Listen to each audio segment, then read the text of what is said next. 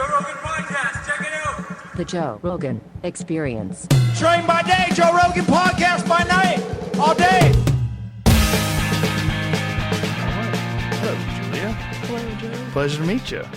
Yeah, I'm very excited. So you said you had questions for me? We Yeah. can start with your questions. Excellent. First of all, tell everybody what you do.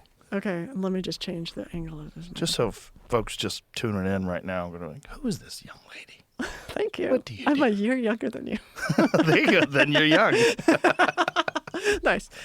What do I do? I was trained as a scientist, cognitive neuroscience and computer science, and did some AI stuff, did some stuff with the human brain in terms of trying to understand how time works in the human brain. And then I got really interested in how funky time works in the human brain, like precognition, which is, of course, predicting future events in ways that we don't normally think about. That's how I found out about That's it. you as the Popular Mechanics article. Yeah, I believe so. Yeah. And then a bunch of other stuff that I looked at. And then a bunch of other stuff. Yeah. Yeah. And then I got interested in just the idea of what we call exceptional human performance. So I actually don't think it's that exceptional. I think people have these capacities and they've been dampened down, and they're in us and they can be developed. And some people have them just sort of naturally. I'm a person who has some of them just naturally, not all of them. But there are people all over who have these different gifts. And how does that work? And so that became a question that was interesting to me. Well, it's always interesting when it's this question is asked by an actual scientist. So you approach it by let's try to gather data. Let's try to find out what we can actually show. Because so many people have feelings that there's something else. Like you have intuition, you have some sort of pre-knowledge of events and some feeling of something. You're thinking of someone and they call you. Is that real? You know, that kind of stuff has always puzzled people. So It's always fascinating when someone like yourself actually spends a lot of time studying it and trying to gather data and trying to show what's real and what's not and what you can actually show. I agree it's fascinating. I'm not sure it matters. So, I mean, my experience has been that sort of regardless of how much time I spend studying it and how much I see it and how much I can test different controls to make sure it's not this, that, or the other thing and that it really is getting information from the future or it really is telepathy, people still kind of don't, in the science world, tend to just ignore it. Or it actually is actively suppressed. I mean, there's some papers that I've published that just won't get listed in Google Scholar, even though they're in peer-reviewed journals with other articles that do get listed in Google Scholar. So it's frustrating, and who cares, because it's just an academic complaining. But I'm also not an academic. I also want to build things. I'm into making stuff. So I got my PhD at these tier 1 research institutions like Northwestern, got my master's at UCA San Francisco. I did my postdoc at Northwestern. So fancy-dancy institutions. So I learned a lot about how to think and how to write and how to do these kind of experiments. And I know what I'm seeing, and I keep seeing it. And other people who study the same stuff keep seeing it. But it is inside of me, or there's something inside of me that wants to create things with this. Okay, so this is happening. People have these capacities. You know, they're actually useful. What can we do with them? And it turns out you can do a lot with them if you feel like you are allowed to have them, if it doesn't feel like it's verboten, if it doesn't feel like shameful, which is part of the cultural piece. Or foolish, which is part of the questions I wanted to ask you. Okay. So what I notice when you talk with people is you seem like a tough guy, but you're really sensitive. Like you're obviously an incredible listener. And you learn all these things and you're putting together, just this is my impression, you're putting together a kind of a map of the world, like a map of knowledge of the world through all these different people's eyes. And my question for you is, how do you see culture shifting? Because I think you're really sensitive to it. And I think you're kind of like one of these signal fish that are you notice what's happening in the environment and you're going to guide a school of fish accordingly. So do you think that the culture is shifting towards sort of better use of these, I guess, exceptional or these natural capacities that we already have? Or do you think that we're shifting away from it and we're going to run away in fear? That's a good question. Okay, so I think that because of conversations like the ones that you've had and the ones that I've had, the ones that are available online, I think people get a much deeper understanding of so many different topics and so many different things than has ever been available through whatever you want to call the mainstream media. And when you have these inherent prejudices in higher learning, whether it's people that don't want to be foolish, so they don't want to entertain certain notions, or they don't want to accept certain things because it goes against things that they've taught and things they wrote about, we have a problem of ego, and ego becoming a wall to gathering more information or getting a better detailed map of the landscape. And I think there's way more people that are pondering these ideas and having these conversations and thinking about these things than has ever been before. And I think that's one of the really beautiful things about the internet. The internet has made much more information available, and many more people are thinking about these things in ways that, you know, if you were in an environment where your career depended upon you following certain lines and certain narratives, you wouldn't pursue that because that would be detrimental to your own personal interest. Like if you wanted to get ahead in academia and all of a sudden you're talking about psychics and premonition and, you know, people are like, oh, Julia's a fucking loon. Like, why, you know, but you're courageous and you see value in these things. And because you can come on here and talk about it instead of just addressing a class or selling a book that's going to reach a few thousand people, we can have a conversation where 10 million people are going to listen. And so then those 10 million people are going to go to work and they're going to tell their friends at work, like, hey, there's this, you know how that feeling that you get where sometimes you know something's going to happen and it happens? Like, that might be real. And then there was this lady, she was on the Joe Rogan podcast and she was talking. And so that opens up people to this idea that you don't have to worry about being a fool, because that's what a lot of people are worried about. It was a big hurdle talking about aliens, UFOs. Like all my life, I've always been fascinated by UFOs and aliens. But I don't mind being a fool. Like I was fascinated by Bigfoot forever. Kind of abandoned that for the most part. But I like weird stuff. I'm interested in it. And I'm not a person that needs to be taken seriously. It's not my job. I'm literally a comedian. Like, you can make fun of me, I'll make fun of me. It's fine. My future doesn't rely on people taking me seriously. So I think having that ability to have conversations about all kinds of different things has really changed the way the entire world is discussing just reality. Like everything about reality, from quantum computing to alien life to international politics to the way human beings misrepresent each other purposefully for their own gains. Like, what is all this? Like, and why is it taking so long to have so many discussions about this? So I think that's, if I have a purpose in this world, it's like I'm an antenna for that.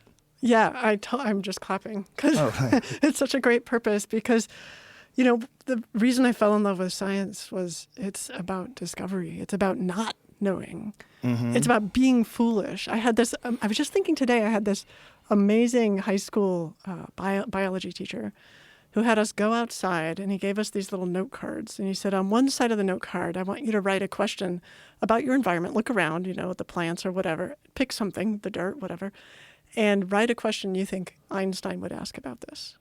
And then he said, okay, now flip it over, and I want you to write a question that like a 2-year-old would ask if a 2-year-old could, you know, write. And my favorite side was the 2-year-old. And at the end, he said, now Einstein was more like the 2-year-old. He said Einstein was full of wonder and confusion and uncertainty, and he just asked questions and imagined things. And that's how I want you all to learn to be. And I was just like, yes. That's a good teacher. That was an amazing teacher. And And so then when I went to graduate school and I went in the world of academia, and I was like, there's all this pressure to, you write your grant after you've done about 3/4 of the work, so that as soon as you get the grant, then you can publish the papers that go with the grant. So you're not really discovering anything. You're kind of talking about, here's what I already know, but I'm acting like I haven't looked at it yet. And there's pressure to follow, as you said, follow the line of thinking for both funding and for your career. And, I was told very nicely by wonderful people who wanted to support me that if I took this stuff about psychic stuff off my resume, I would have a perfectly good resume for academia. And I was like, are you crazy? This is the stuff that's actually interesting. Why would I want to take it off? But that's what took me away from academia and made me realize I had to put one foot in building things. I could leave a foot in academia, but I had to build shit because academia is so slow. They can learn something, and then 10 years later, they're like, do you think it's true? And then 20 years later, they're like, maybe we can make something with it. And it's like, yeah. But at the same time, you have to be careful. You don't get to just say, well, I just know people are psychic and therefore, right. Screw it. So yeah, there's this dance. There's this dance there. But when you were saying this thing about people afraid to be foolish, I wonder how much it helps me to come from a family of very foolish, eccentric people. I'm sure it helps a lot. Because I'm not afraid to be foolish. In fact, I just know that I am.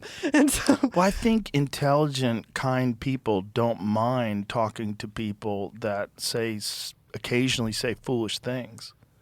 Well, or things that could be perceived as foolish, because they're willing to take chances and look at these obscure topics and strange phenomenon and not worry about the stigma that's attached to these subjects that keeps supposedly intelligent or serious people that want to be considered as serious people, from discussing. Well, like when you said the thing about Bigfoot. Yeah. And I laughed a little bit. That was like a reflex laugh from academia. So it's a fun one. Well, Bigfoot's a fun one. It is, and I have friends who study Bigfoot and other cryptids and in a scholarly way. And I had to learn not to laugh. Like it's like we have our little discomfort and then we laugh because I want to be taken seriously and stuff. But interestingly, the UFO whole world got accepted into the mainstream land of things that possibly exist before the psychic world, but the psychic world has been studied like by the intelligence community, et cetera, since like the 50s. Right. Whereas the UFO world was supposed to be, we don't care about that, and then only recently has come to the fore. So it's really interesting to see this balance. They're both related, and they both have their own processes of disclosure. But it's just interesting, culturally it's interesting to see this instinct to be right. As you called it. And I feel like there's the PBS convention is in town right now in the hotel where I'm staying. And I got to say, I think that's still largely a very left-leaning organization. And I was raised up in a really left-leaning household. But the thing that really pisses me off about the left is this wanting to be smart and proving that you're smart. And the thing that pisses me off about the right is wanting to be right. And I feel like both of those things fail. Yes. I mean, neither of them allows us to just discover, okay, what's next? Like, how can we actually solve the problems that are going on instead of just wanting our team to win? Yeah. And so it's interesting to me how the cultural change with science also relates to our politics. Yeah, I grew up in a very left-leaning household as well. My parents are still very left. And I think that there is a real problem with ideologies where, especially in this country where we're so polarized, we have a right and a left. And I think most people are kind of in the middle somewhere. And I'm certainly in the middle. I'm like middle left. That's where I kind of see myself. But if you read about me, I'm like far right somehow or another, which is I know, weird. it's interesting. I'm now independent. I'm officially independent because I'm like, screw it. Yeah. I do think most people are in the center, and I think we need to get clarity on that. You get to you get to say something that's different from what either side is saying. Yeah, the problem with either side is you have to accept, if you're going to join one of their team, I had a bit about it in my last comedy special, that if you're going to join their team, you have to believe all of the things. Yeah, right. And you have to kind of display them, perform like you're performing. Very good point. Right? Yes. You have to say all the right words. And if you say the wrong words, you're canceled. And that happens on both sides. 100%. And the right was always complaining about the left doing it, but now the right's doing it. They're canceling each other about all kinds of stupid things. And it's just Mark Andreessen's talked about this, that they display all of the behavior that you get from cults. Yeah. It's the same thing. Totally. Excommunication, extreme following of doctrine with no deviation whatsoever. Everyone's very performative, that they are more in line with the doctrine than you are. Ew. Yeah. And by the way, academia is a lot like that. Oh, it's very much like that. That's very disturbing. It is disturbing because these people, you're supposed to be open-minded because how are you going to get to truth? I mean, the idea is to get to truth, right? Yes. How are you going to get to truth if you've decided, well, that person's asking this question, that's an inappropriate question? Yes. Yeah. And it's also, there's this thing about people being gatekeepers of information. So like if you're an expert in a very particular subject and someone disagrees with that, people are like, I am a PhD in the subject and let me tell you about this and I know what's going on. Like that. Yeah. It's so irritating. And actually that bothers me when I go on shows and people say, oh, but you're a scientist and you study this. And it's like, yeah, but could we not revere me for that reason? Could we instead ask the question like, does she do good work? Does she have interesting thoughts? Does this seem reasonable? Does it seem like she's after the, moving towards the good? Those are really the standards, regardless of your degree. And so it worries me that we put so much reverence in scientists or whatever, or experts. And I also see that there can be this problem where you go, oh, experts are all full of shit. And then, you have to get like brain surgery and you're like, I would like a really good neurosurgeon. So there's kind of both. Oh, 100% there's both. I think the problem is human ego. And the problem is that even people that have like deeply studied subjects, the wanting the reverence and wanting people to defer to you wholly with no questions whatsoever, like as if you have the entire database on whatever this thing is settled. This is settled science. We know everything about it. And that doesn't seem to be the case very often. There's very few things that seem to be completely settled. And it's much more interesting to me when I talk to someone that their perspective is, I'm a person that has spent an inordinate amount of time going over this stuff, and this is what I know. I might not know all of it, but this is what we know, and this is why we think this is what it is, and this is so. Instead of like having this ego, and I see it, I see it from so many.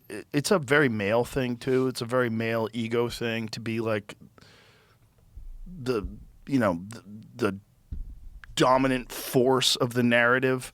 That they're the enforcer of the narrative, and very dismissive and very rude and saying, just insulting things about anybody that deviates from it, instead of just saying, this is why I think this is the case and this is what we've learned over the years, and this is, but having humility when you're dealing with, especially when you're dealing with something like cognitive, like anything involving consciousness, anything involving the human mind, it's so complex. There's so much going on, and it's so biologically variable.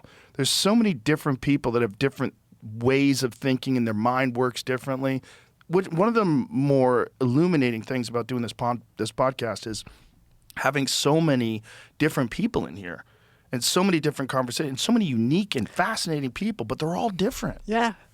You're like tasting from all the different flavors of humanity, and it's a delight to listen to. But I sort of want to know what it's like to be in your brain as you start to soak. It's like you're a sponge and you're soaking in all these points of view. So the model that you're building, I wonder a lot about what it's like to be different people. And I imagine the model that you're building of the world is really well informed. Hey, Jamie, could you turn down my... Oh, you could do it. There's a little thing right there.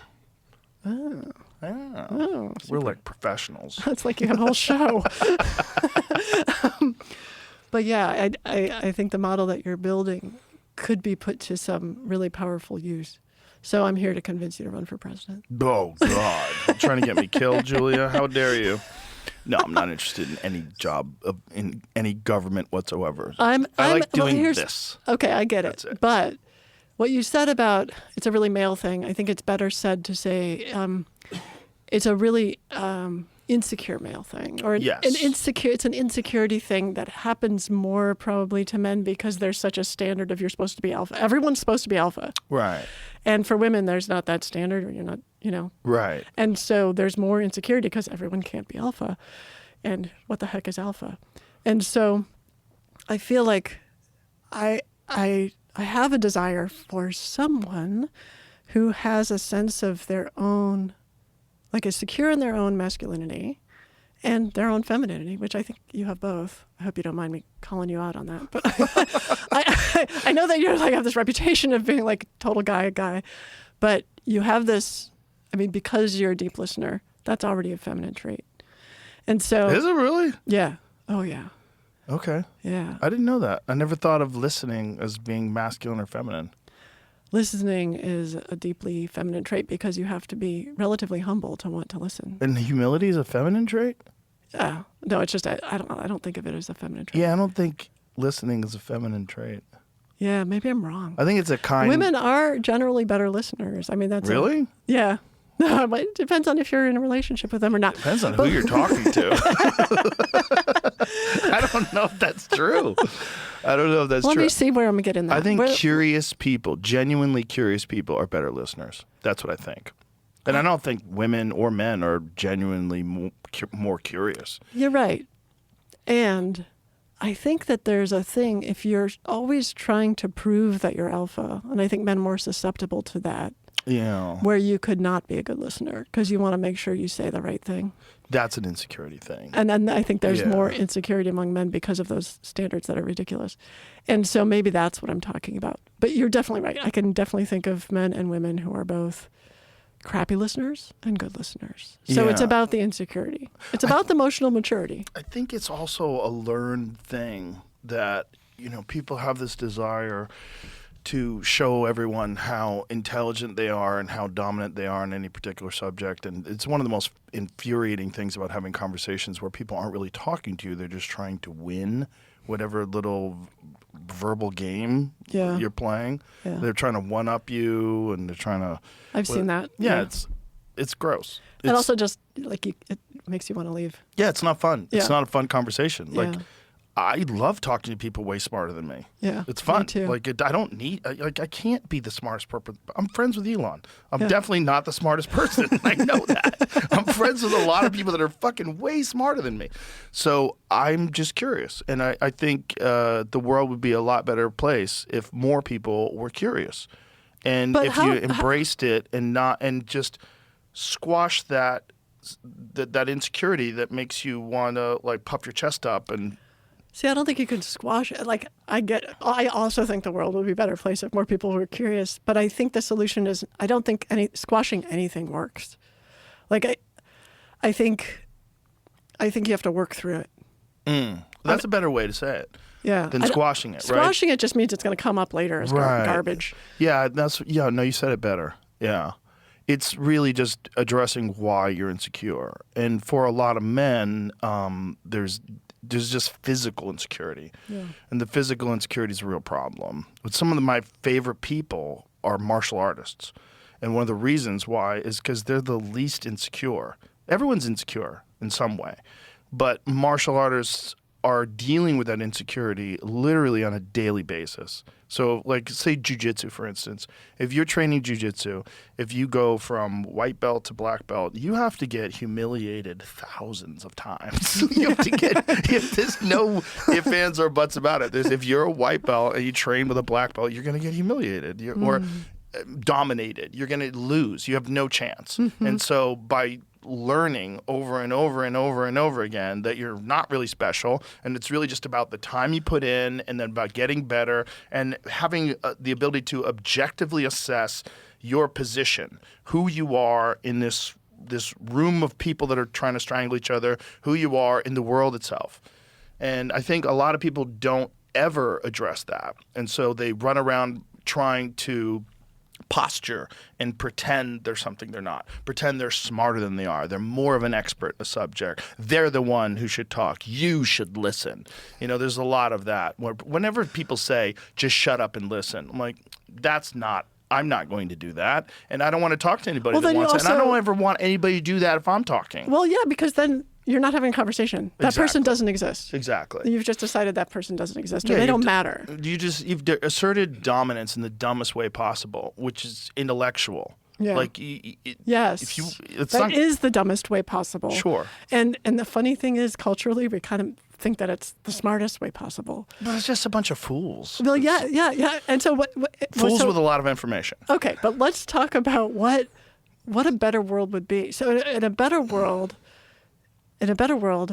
if you're gonna assert dominance, you would, like the martial art. What I love about martial art is, first of all, it's all mental, almost all mental, and then second, it's very similar to what happens when you go through and get your PhD, right? You get beaten down and you realize you're not the smartest person in the room, right, and you're hanging out with all these other super smart people, and then you got to learn to be like, okay, that's not what matters. So that's the good part of going nuts with school.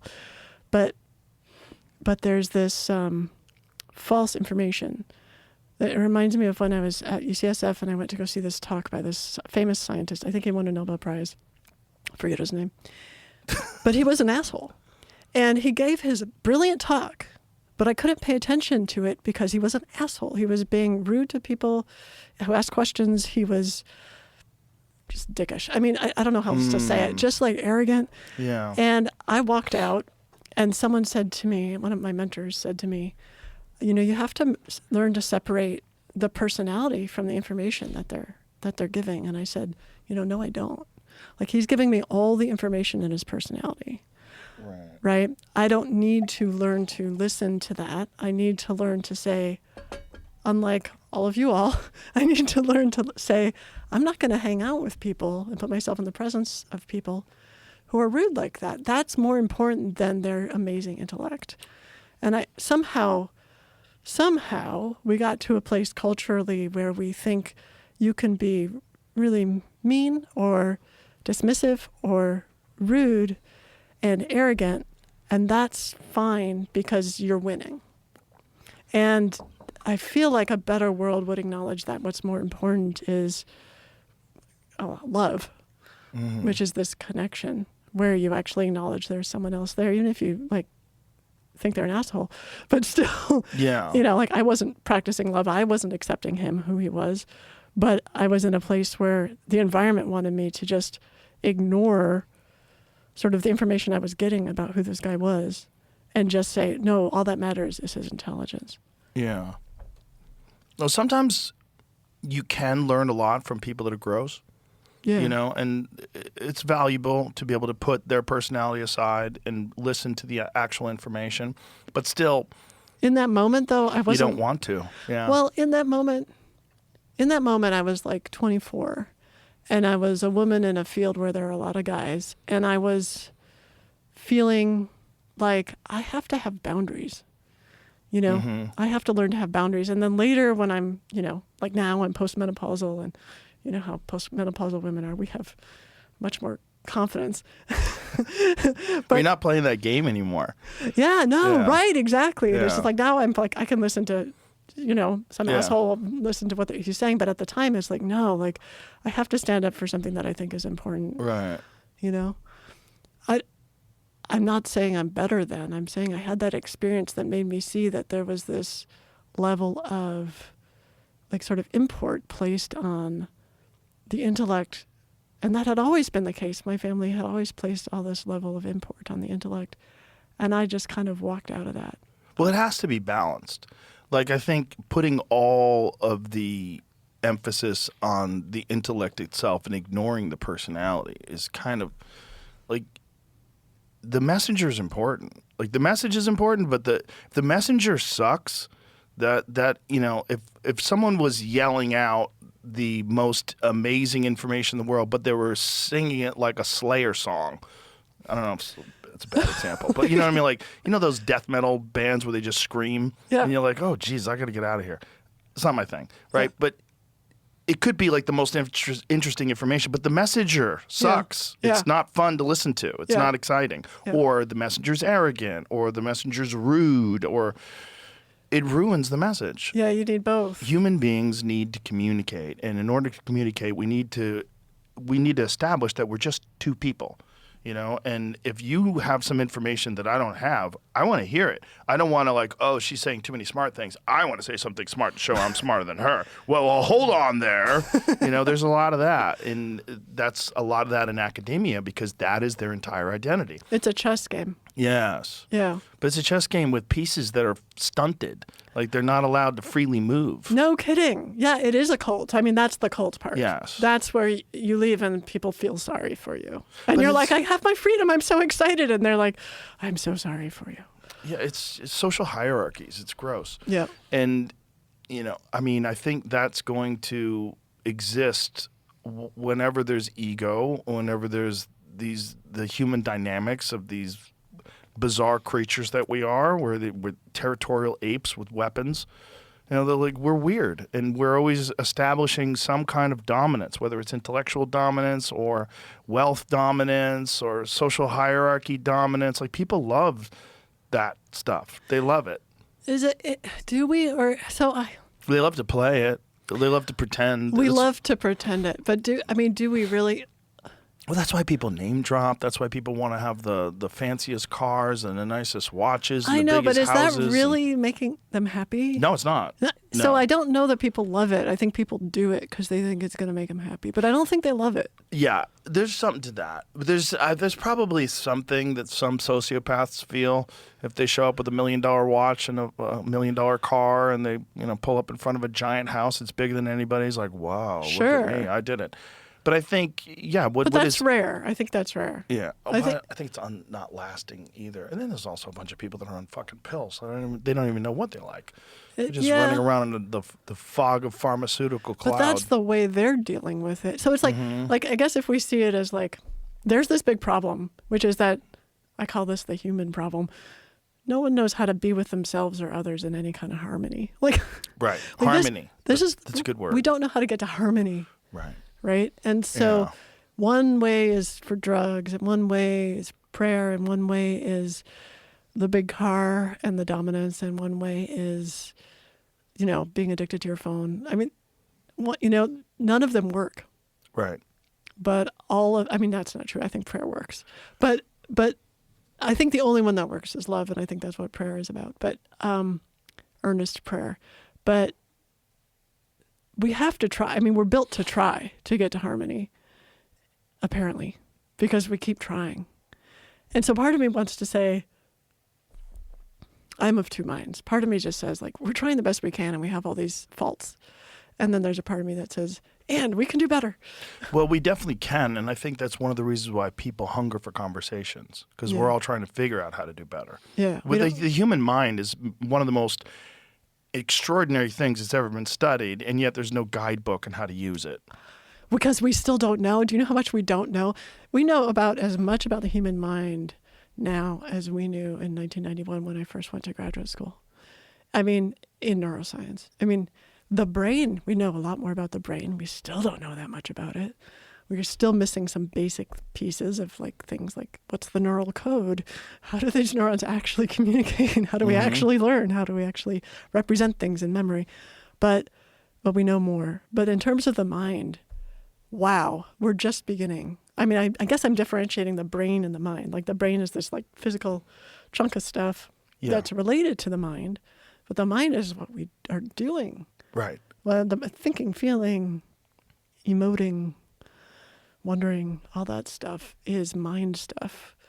And that's super mysterious. And super difficult to manage for almost everybody. Yeah. And again, no guidebook. Yeah. Like you're giving the most complex instrument known to man, which is the human mind. Yeah. And everybody's like, well, figure it out.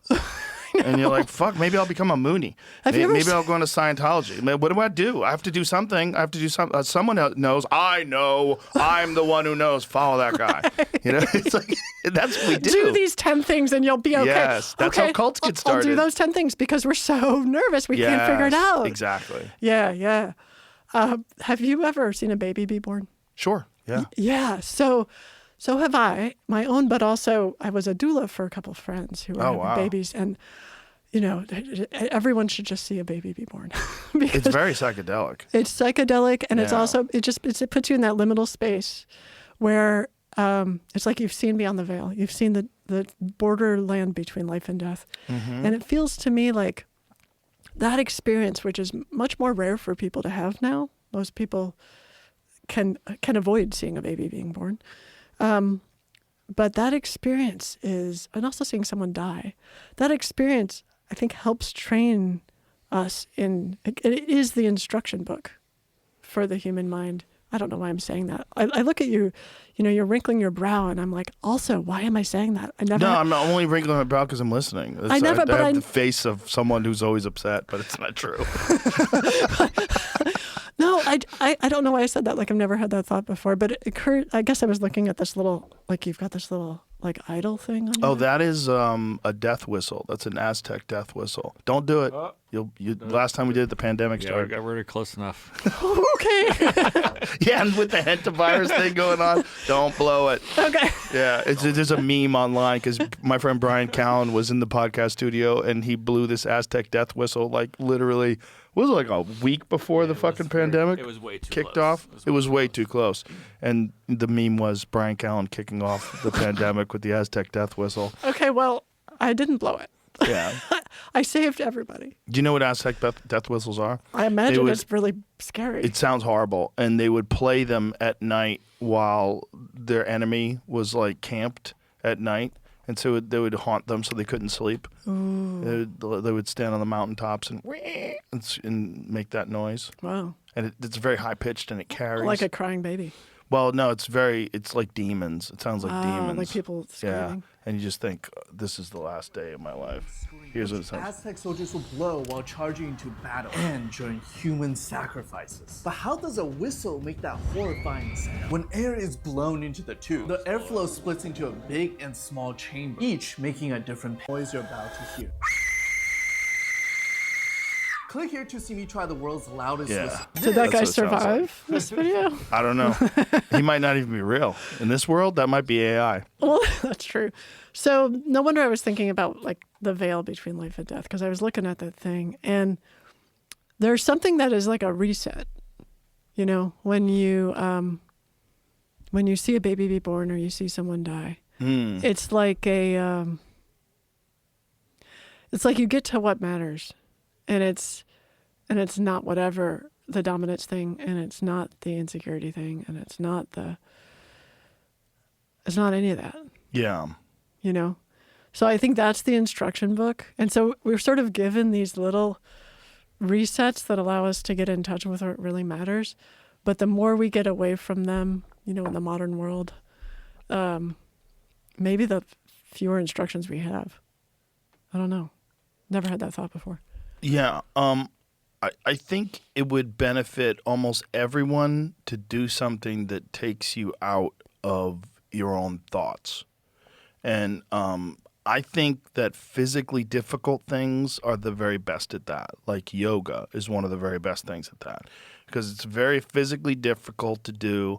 It requires a lot of willpower and concentration while you're doing it. You're balancing yourself, you're sweating, you're straining. And because it's so difficult, you can't think of anything else other than it while you're doing it. And I think that cleans your mind out, and that it purges you of all this weirdness that's inside of you that is constantly battling with everything around you, and it allows you to just be. Yeah. Just exist. Yeah. Yoga. I mean, childbirth is very physical. Dying is very physical. Yeah, but the thing is, you can't voluntarily do that every day. No, you can't. You know what I can't. mean? But I do sort of think like childbirth for women who go through it or are lucky enough to go through it is kind of like boot camp for men. I mean, it really pushes you to your limit, and then puts you in an altered state. Where for sure. You just had a human come out of your body. No, and now it's alive and you love it more than anything. Yeah, and it brings this like incredible, I'm looking at this UFO guy behind you. It brings this incredible self-transcendent experience of like, whoa, Right. this is not about me. Right. And so, yeah, same with people who play team sports. I was never one of them. But I hear that experience happens. Yes. Or like when you're practicing a musical instrument. Well, I think anything difficult. Yeah. I think when I was talking about martial arts, martial arts will help you in that regard, but I think kind of anything that's hard to do gets you out of your head and helps you. Yeah. And just getting an understanding that whatever you're doing in life, if you concentrate on it and focus on it, and you'll get better at it. And that gives you confidence and an understanding of kind of how the world works. And then you could also apply that to being a person. Like you're not the same person you were when you were 20 years old, right? Why? Because you're better at being a person, because you've lived a lot, you've had a lot of experiences, you made a lot of mistakes, and you're constantly practicing and learning. And I think other things that you can do other than just being a person will enhance your ability to be a person. Yeah.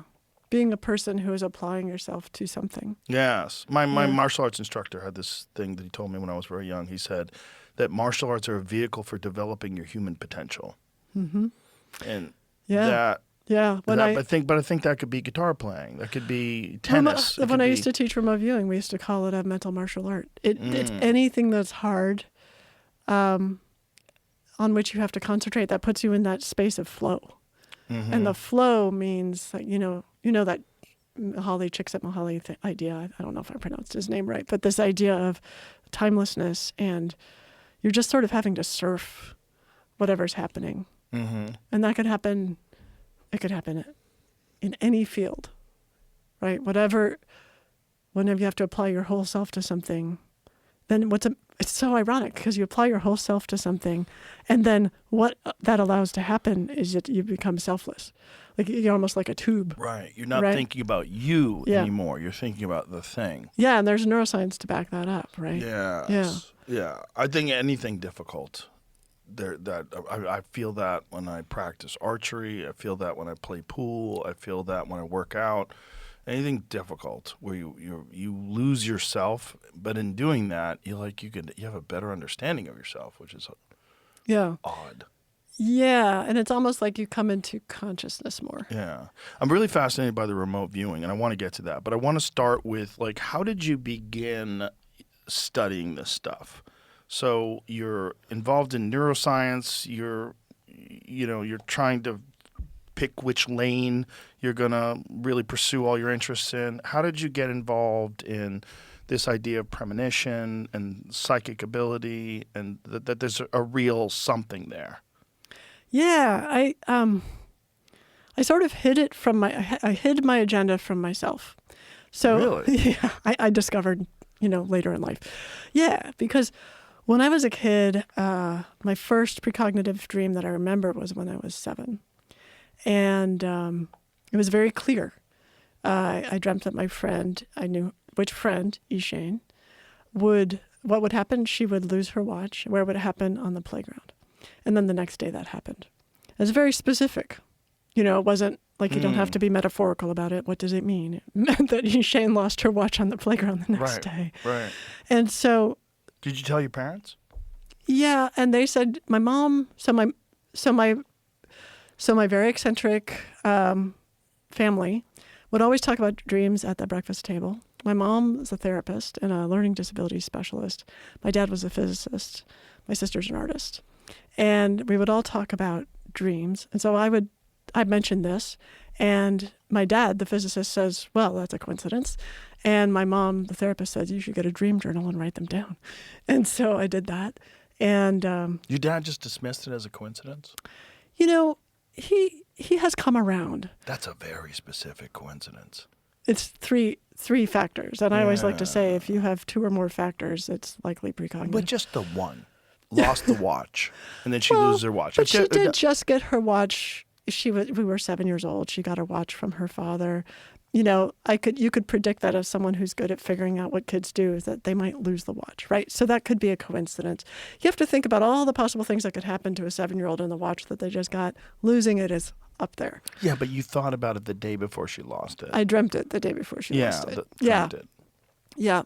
So he did dismiss it as a coincidence, but we also had ball lightning and like weird orbs in our house, and he also dismissed that as not actually having happened. Wait, you had ball lightning in your house? Yeah, we were in this old farmhouse in Libertyville, Illinois, where I grew up, and we lived with my grandparents there, and ball lightning came inside the house, and my mother stood up for it. My mother said, "Ed," my dad's name, didn't you see that lightning zipping around the house last night? Lightning. And my dad said, that couldn't have happened. Did he see it? Of course he saw it. But he just wanted to But he didn't have an explanation for it. What does your dad do? He was a theoretical physicist. For his dissertation, he was at University of Chicago. He discovered or showed somehow the electron layer on the moon, that there's this like atmosphere of electrons on the moon. And how could he say that couldn't happen? So one of the reasons, so people are so complex with the reasons they go into particular fields. My experience with physicists, my dad included, is they tend to go into this field of physics because the whole job of physics is to simplify everything into a few equations, right?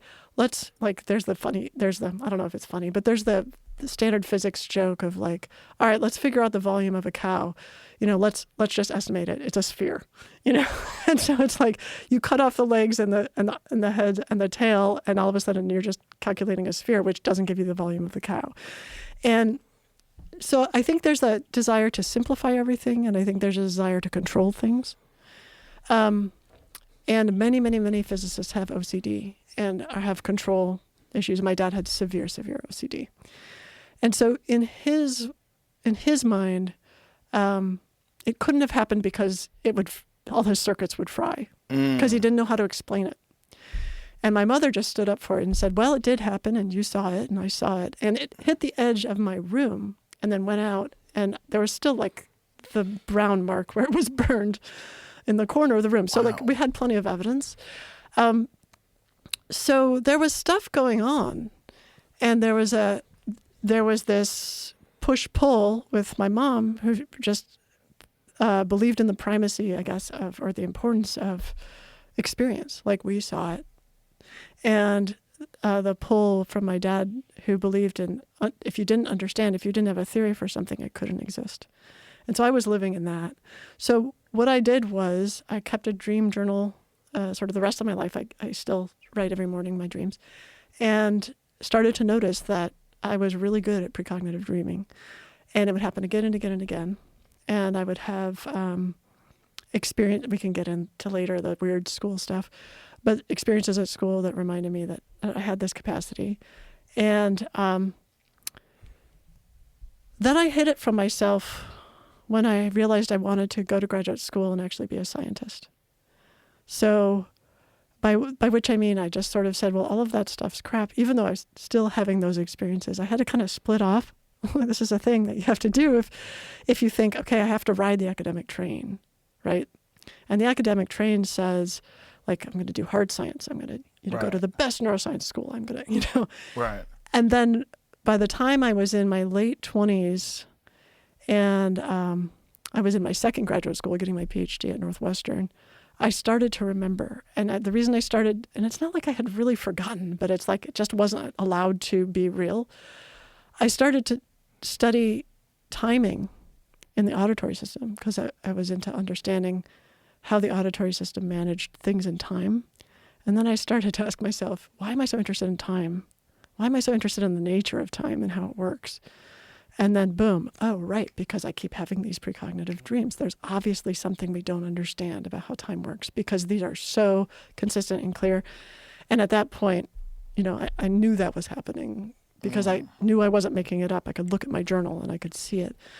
So that's when I started saying, all right, I'm old enough to choose my own path, and I'm going to start asking these questions. And when you started asking them and trying to apply it in using the scientific method, how did you first attempt to do that? Well, I'm kind of fearless when it comes to cold calling people, especially scientists, because very few people call scientists. So I called up Dean Radin.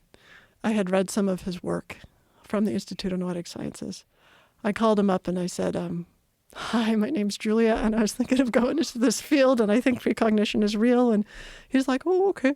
And I remember where I was sitting when I called him. And he said, the thing you have to do is get your PhD in a field that is not this.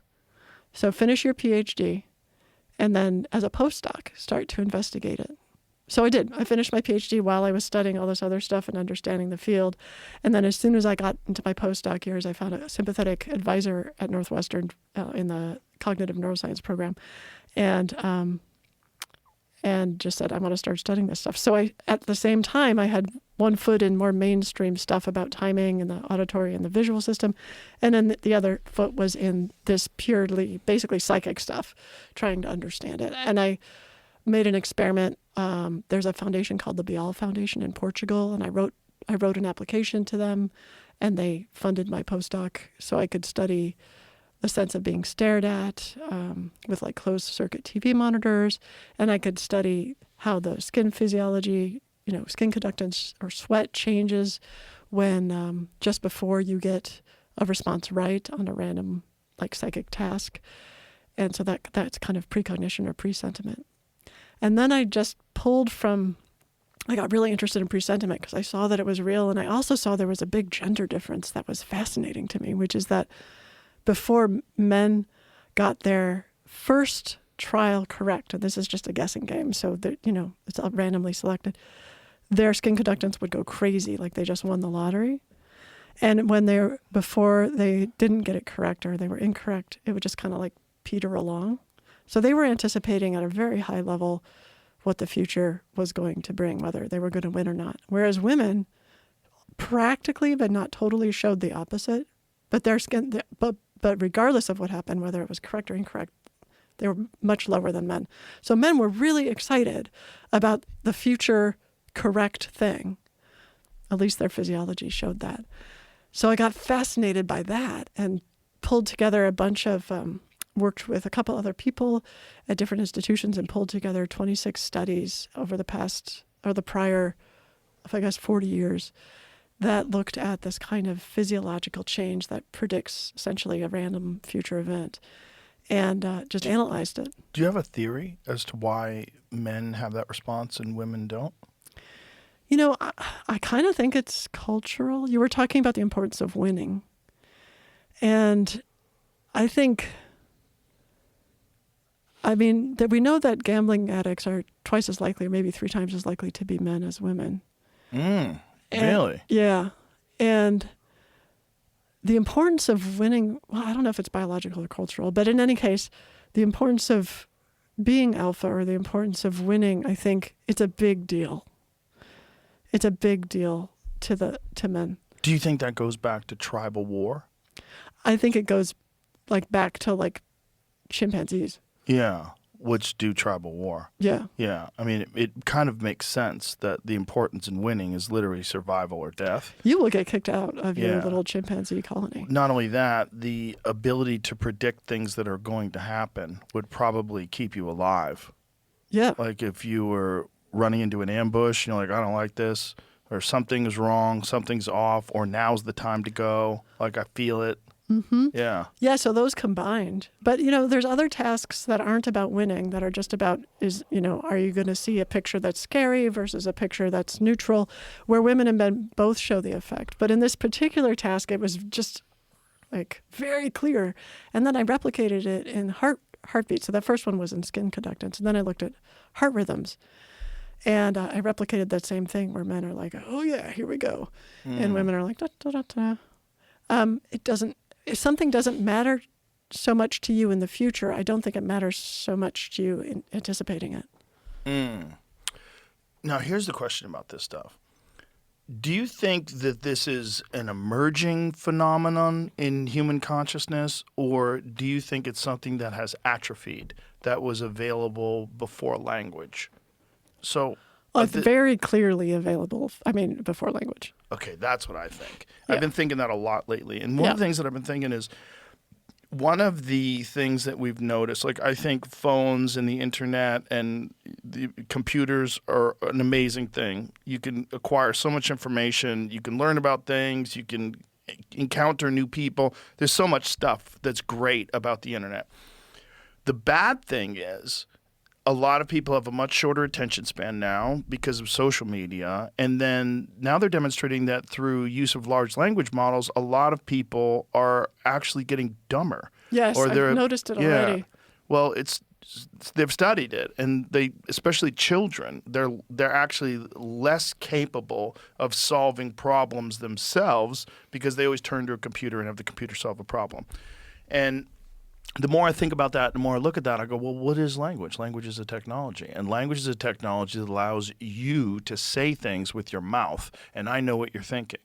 Maybe before that existed, we had an understanding of what we were thinking. You know, maybe there's like some sort of a weird psychic connection that we all believe that people have with each other in some way or form. And some of it's you could demonstrate, some of it, you know, but most of it is just intuition and feeling. And I always wonder, like, is this atrophied? Like, before we could talk, when we were just these bipedal hominids with, you know, larger brains than all the other mammals and these weird abilities to be curious and figure out things and develop tools, like, what was consciousness like before language, before written language? You didn't have a word for dog and tree, and, like, what was it that was going on in your head? If you don't, like, you think in your head, I think in my head in a voice. Yeah. You know, and they say some people don't have an internal voice. That. You don't have an internal voice? I have pictures. Ooh, that's interesting. Yeah. Really? Yeah. I sometimes wonder about that, if that's why I can do the remote viewing Only stuff. pictures? Feelings? Oh, I have a whole dude in my brain. Yeah, I've heard that most people have that. No, I don't think it's most people. Really? I think it's kind of, well... Is it your voice? Like... Oh, it's not me. No. I mean, it might, is he like it might your be dad? me. Or? No. Is it a guy? Yeah, it's like a general. Oh. It's like someone's going, shut the fuck up. Like, go to work. Go do this. What are you talking about? Why are you being such a bitch? So he's like, kind of a jerk. No. He's right, always. My inner voice is never wrong. My inner self-correcting voice is always correct. It's always right. It's always like, I mean, if you wanted to get really crazy, you would say it's like a guardian angel in your brain that's steering you in the right direction. But if I've done something wrong in my life, made a mistake in my life, said something I shouldn't have said, that voice berates me. Wow, so that seems hard. No, it's good. It's great. I mean, like, but no, you got to get over it. Well, but that's how you learn. Well, I mean, let's talk about that. Okay. Because when people go through hard things, one way to learn is like berating. Uh-huh. But that's kind of like not as sustainable as forgiving yourself and deciding that figuring out how you can do better. I mean, is berating really the best? I think you have to feel pain from mistakes. But don't you already feel the pain?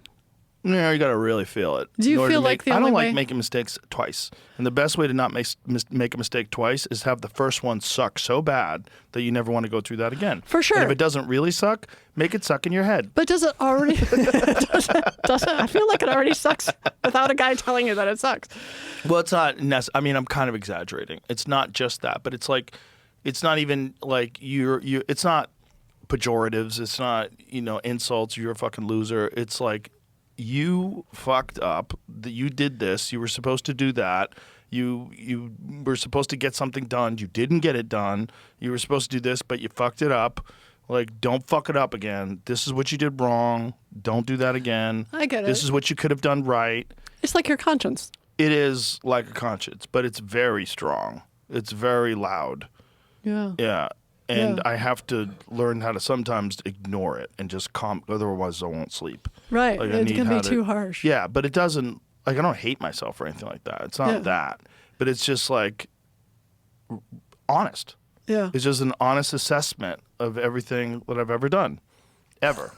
Yeah. That's like instant karma. Yeah, in a way. Yeah, but it works. It works. And I think it makes me a better person. I'm better than I would have been if I didn't have that self-correcting mechanism. There's this poem by this mystic, and I forget her name. But at the end of it, she says, at the end of the day, I always bring to my mind all the people that I was kind to, and then I can fall asleep. And so if you know, that's another way to do it, right? If you know that at the end of the day, you have to look in the face of all the people that you were kind to so you can fall asleep, then that kind of makes your day. No, definitely. And I think I always tell people that being kind and being generous is kind of selfish.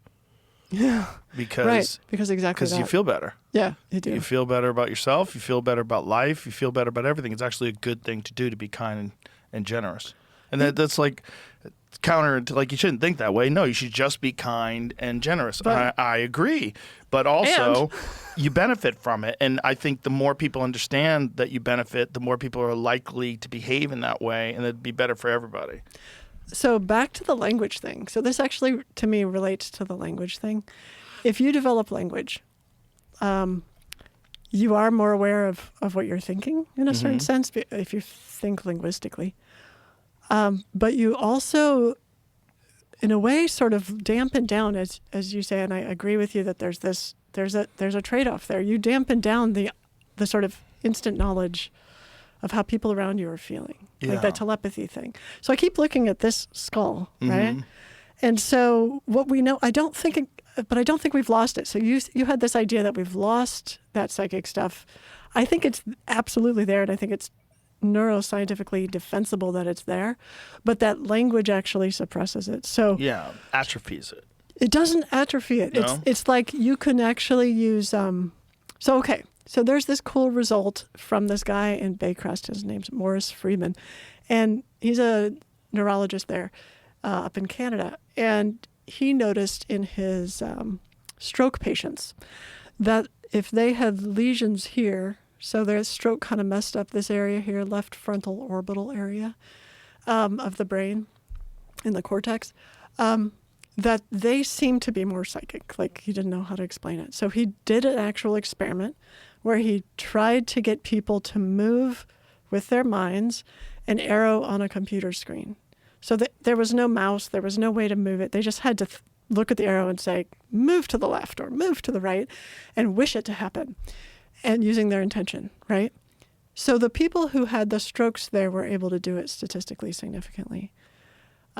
People who had the strokes over here were not able to do it. So can I pause you here? What was actually moving the cursor?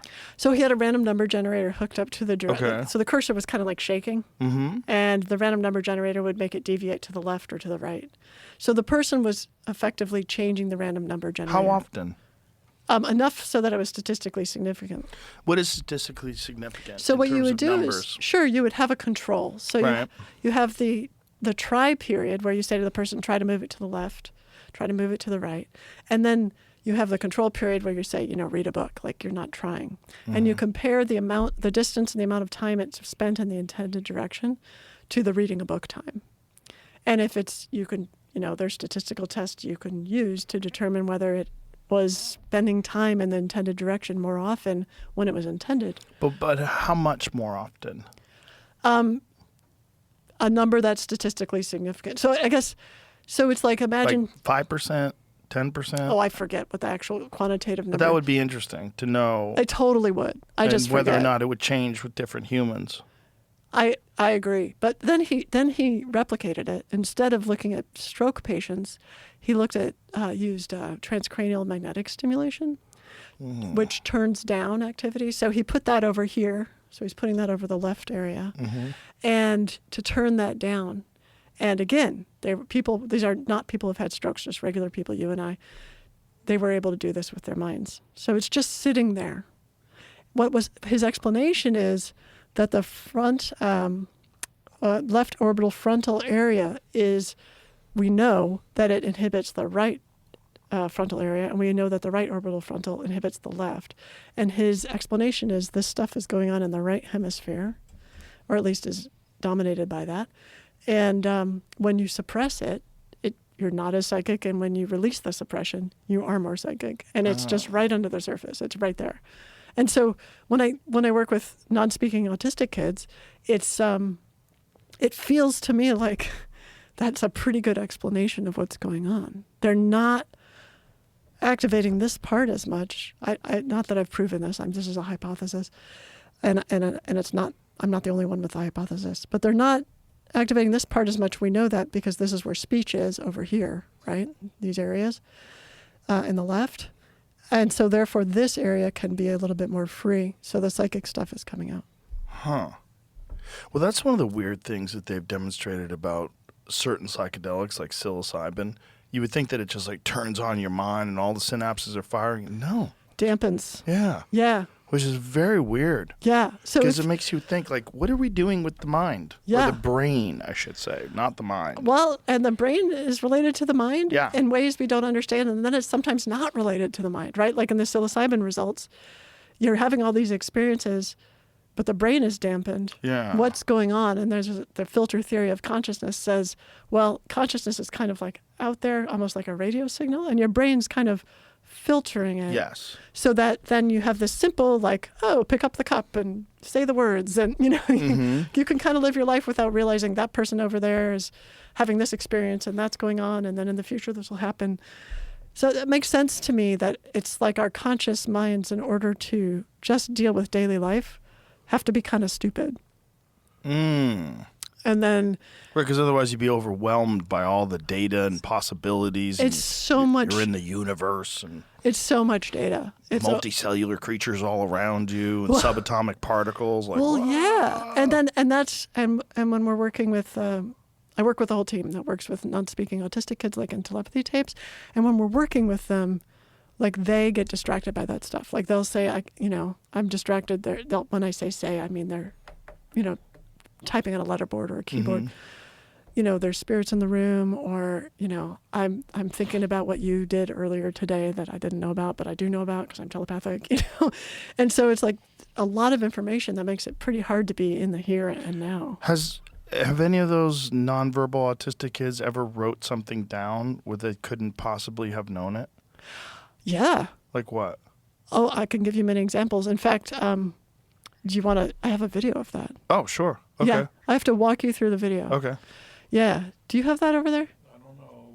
I gave you like 18 things. Oh, give me a second. Sorry. Okay. So let me explain the context. Okay. So I met my research team partially through people I had already worked with, and partially folks who Kai Dickens, creator of the Telepathy tapes, introduced me to. I had her on. Yeah, I know. It was a great show. Very interesting. And so I wanted to ask that question. Can we use rigorous methods to have folks write down, non-speakers or spellers, whatever we want to call them? I think non-speakers or spellers are preferred. Non-verbal kind of implies that they don't have language at all. But the reality is they may speak, but they don't speak to communicate. They use letterboards or keyboards.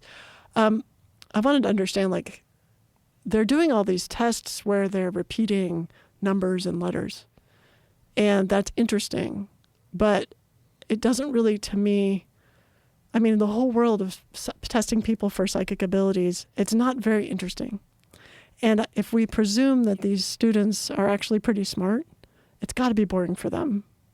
And so I thought, well, let's give them an opportunity to really show their stuff. And so I set up this whole rigorous trial set, and even the non-speakers came on board and actually told us what they would like to see the stimuli be. We want videos, we want music, we want words in the videos that are sung.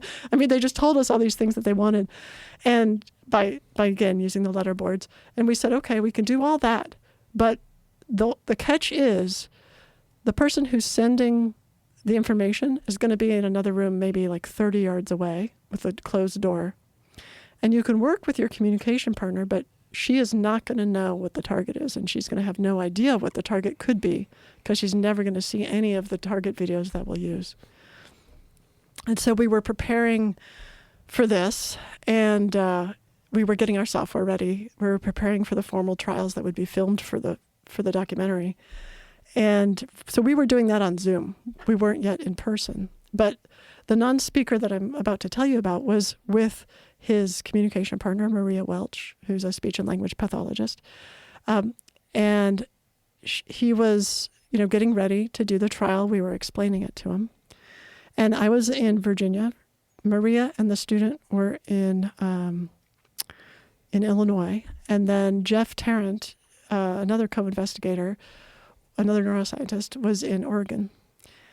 And so the person who was going to send the video, in other words, just intend to send the video like in a telepathy experiment, was going to be Jeff. The non-speaker chose Jeff. And then we did it. We turned off our cameras. We were on Zoom. We turned off our cameras. We turned off our microphones. Jeff sent the video. Maria and the student started, intending to receive it. And then the student said he was ready. He spelled that he was ready. And then Maria asked the question that I thought I had put in the Zoom chat for her because we didn't have our software set up. So I had to send her a question in the Zoom chat. And the way we traditionally did it at that time was I asked multiple choice. Is it a this, or this? But the thing is, by mistake, I sent that to Jeff because I had a private chat with him going. So I didn't realize that she didn't have the questions. Meanwhile, the student starts to spell on the letterboard. He says, I'm ready. He says, it's a beautiful sky. And she had not seen the questions.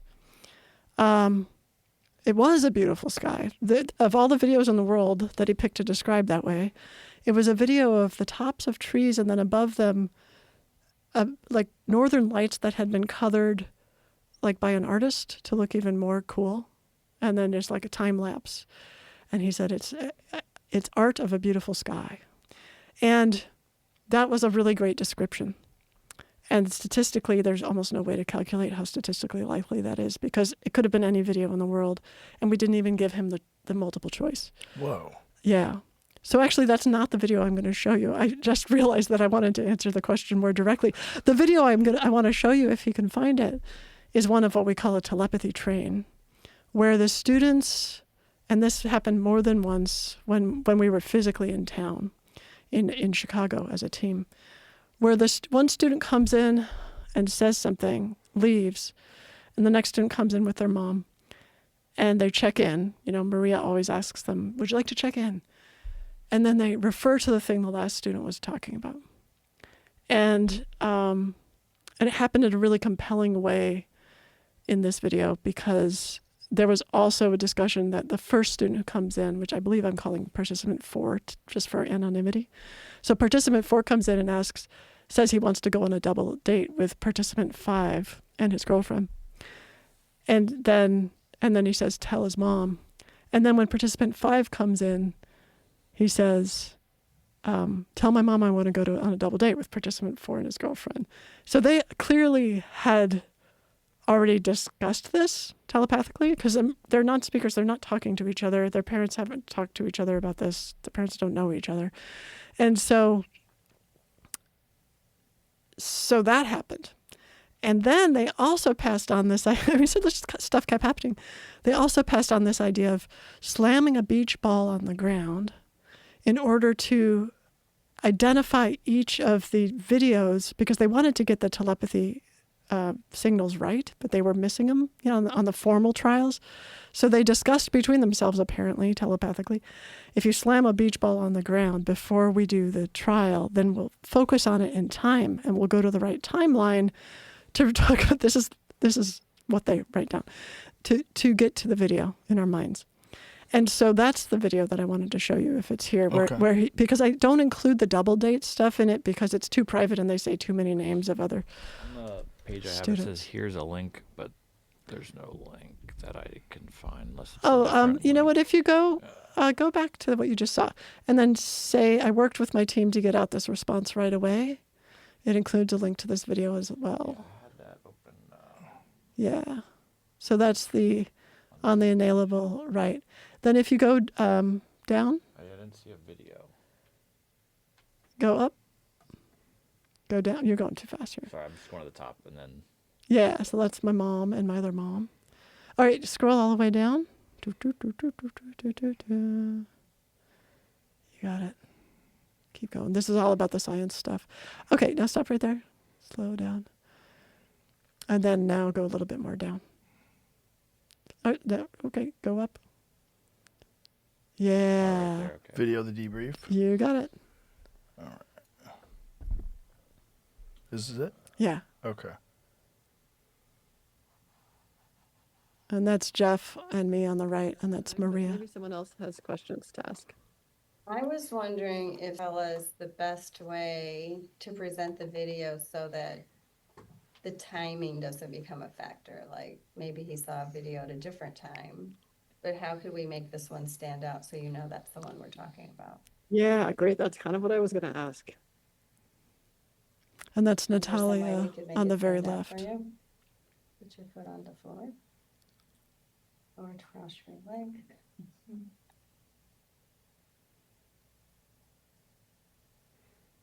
And so he's typing something into a keyboard right now? He's typing into the keyboard.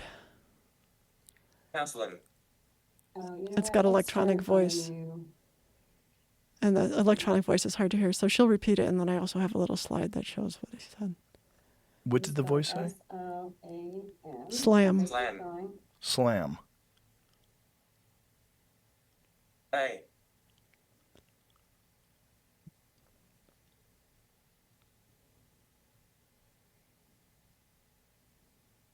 Ball. Slam a ball? This is where he's giving us this idea to slam a ball on the ground to get him to the right timeline in telepathy trials. It was his idea. It never occurred to us. Before that. That's before. Picked up the F. I don't know why. Before. Three.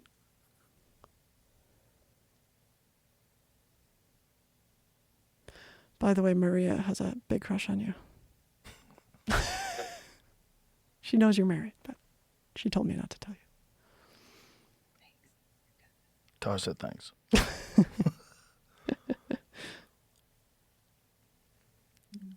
Video.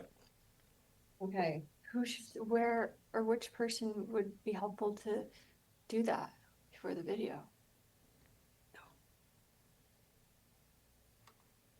So this Okay, just, so this is the transcript of it. Can you Slam a pause ball here? before sending. That's what he's saying. yeah. Natalia says, who should do that before the video is sent? He says And he says sender. What kind of ball? Slam a beach ball. Why would that draw your attention to this timeline? He says, because I could see and hear it when looking in the future. Doesn't matter how many times she slams it. He says before each video once. Yeah. So the slamming of the ball allowed him to look into the future, is what he was saying? He was hoping that would work because he had just failed a telepathy trial and he said I was on a different timeline. And we said, so how can we get you on this timeline? And he said he made up this idea of slamming a beach ball. And what we found fascinating about it was, that's an original idea that none of us thought about. But then we also found it fascinating because of what you'll see next, which is the next person who comes in, who of course hadn't heard any of this. This is another participant 5, and Natalia's. Participant 4 arrives after participant 5 leaves. He has to go on a double date with participant 5 and his girlfriend, something participant 5 asked about participant 4 already. He also brings up something participant 5 mentioned about how to make the telepathy work better.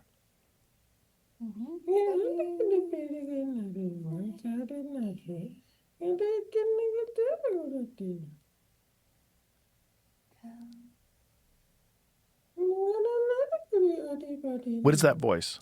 That's him. He's able to type and do this sort of sing-song talking at the It same would be time. good to try the beach ball as well. Now, did you see how Natalia just does that little shrug?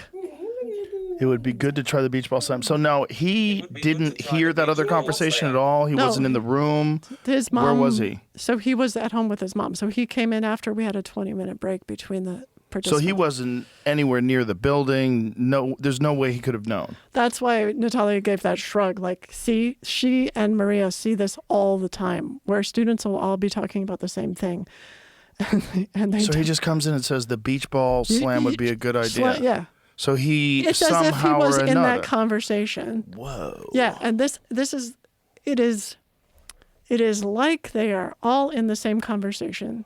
And it's hard to think about what it would be like, but it's becoming more and more clear to me that it would be very difficult to just be in this conversation where the words are coming out of our mouths if you also are just having all these conversations with other Right. people. I mean, it's like an incredible focus. And so the work that he has to do to type, and then he's also using his sing-song voice, and he's clearly having some kind of conversation in his head. It's incredible focus that they're actually having to do. And many of them have dyspraxia, so their bodies, it's hard for them to control their bodies, which is part of the speech issue.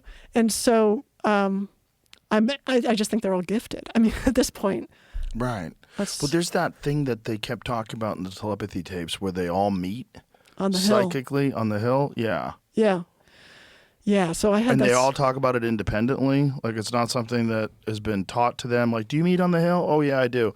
No, they've talked about it independently, which is very weird. Right. And one way, so Odd concept. well, I turn on my scientist hat when I think about that, and I think, okay, well, they could have heard it on the telepathy tapes, and then they started talking about it. But that's not how it seemed to have worked. Right. But I have my own experience of that particular student. I forget whether I called him participant 4 or participant 5 at the end.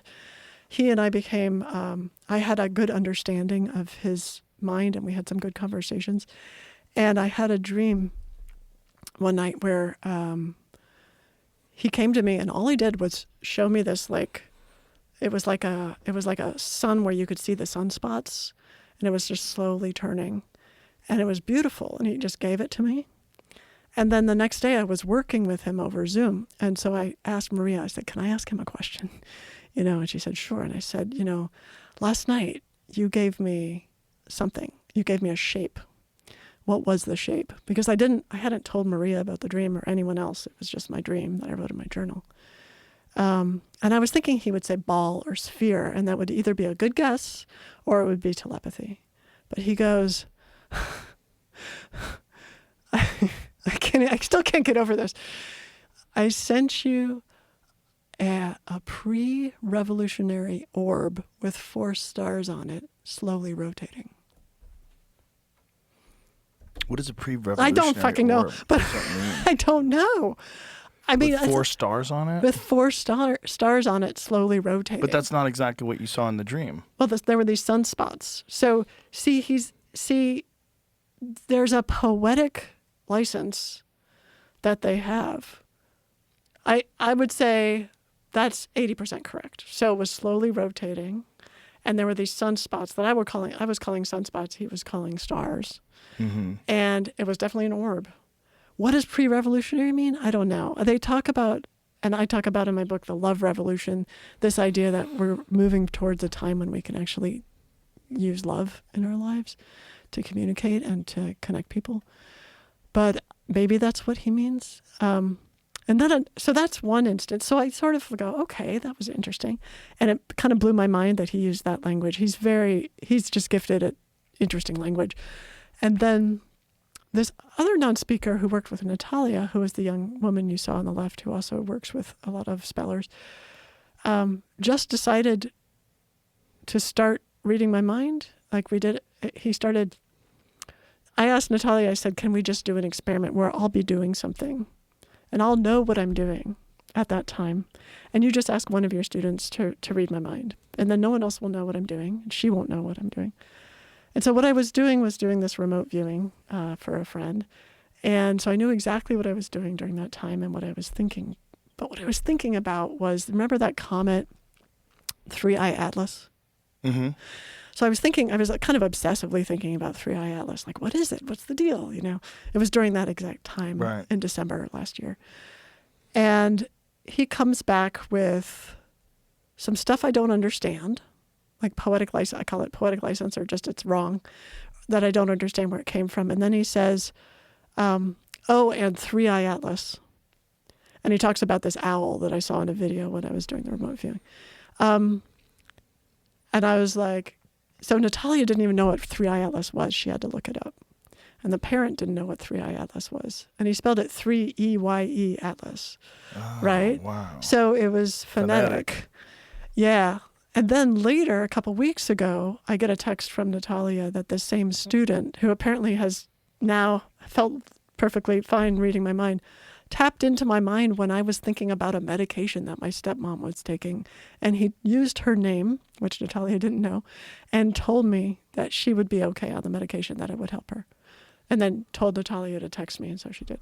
The 3-eye atlas in writing it as EYE Yeah. is very strange. Well, and that's hard. That's because that's not how it's written anywhere. yeah, Right. no, So the fact that he wrote it IEYE means he was hearing you. it's how you would hear it. What the hell? Yeah. How weird. So there's no way I can explain. Oh, also, he came up with my son's name, which Natalia didn't know, so that could have been from her. But still, he read her mind. Did you ask him more about this pre-revolutionary orb with 4 stars? Did you, like, why did you give me that? What does that mean?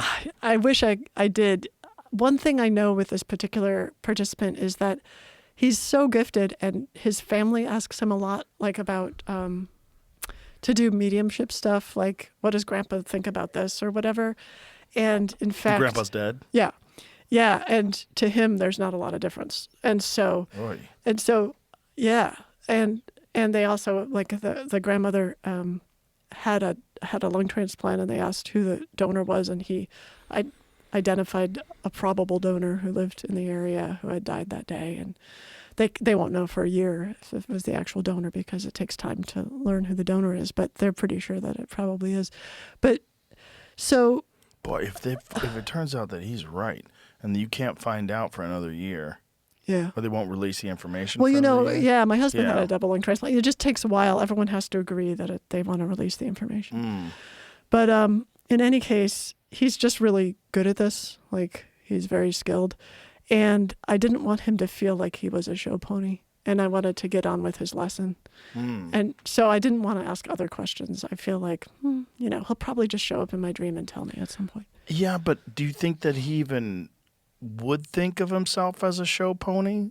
Like, wouldn't it just be communication? He doesn't, but I didn't. Also, I wanted, like, I feel like I would want to know. Why'd you give me a son? Of course, I wanted to know, but also What's pre-revolutionary? What do you mean? I agree. I mean, he's the kid who, I mean, there are some. We worked with 6 kids. They're all gifted and amazing, but he's one that showed up in telepathy tapes as.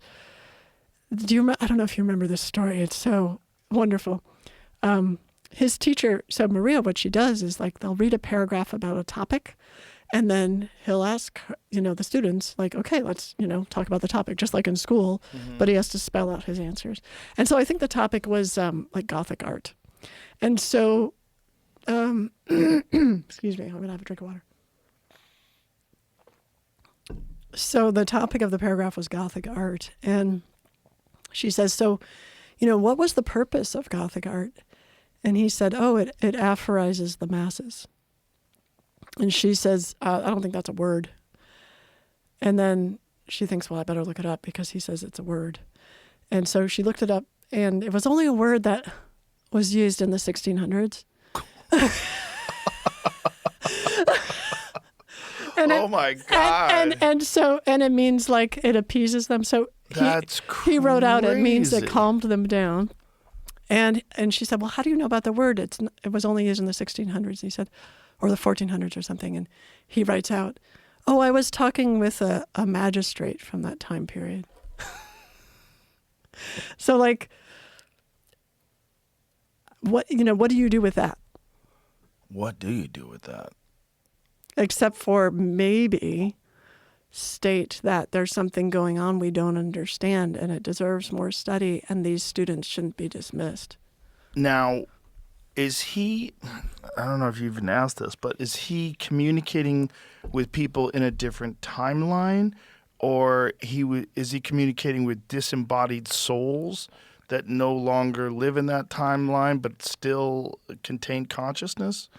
So my experience of him and several other people who are non-speakers is that there's really not a lot of distinct, like, it's hard for them to know if someone's alive or dead because they're not spending too much time in the physical, right? They're not spending too much time. We spend all this time in the physical, and that's what seems to be real and important to us. But to them, it's like, when I brought up that someone he mentioned, he said, oh, I was just talking to the JP, who was another non-speaker. And I said, oh, were you sad when JP died? And he said, oh, I didn't know he was dead. Because you were just talking to him. Just talking to him. And it does seem to be Whoa. on this timeline because there's information that they say, well, again, this is their experience. But their experience is that they get contemporary information.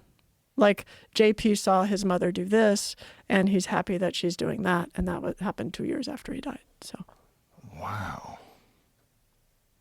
So JP was relaying information about his mom 2 years after he died. he gets around. God, that's so weird.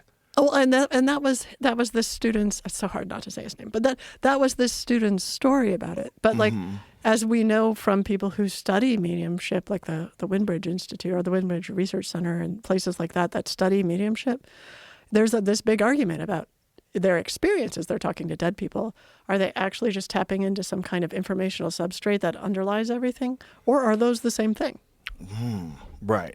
Yeah. Right. So we're trying to differentiate so we could exist in this consciousness, in this form, in this reality, and we think that this is it. This is it. This is locked down.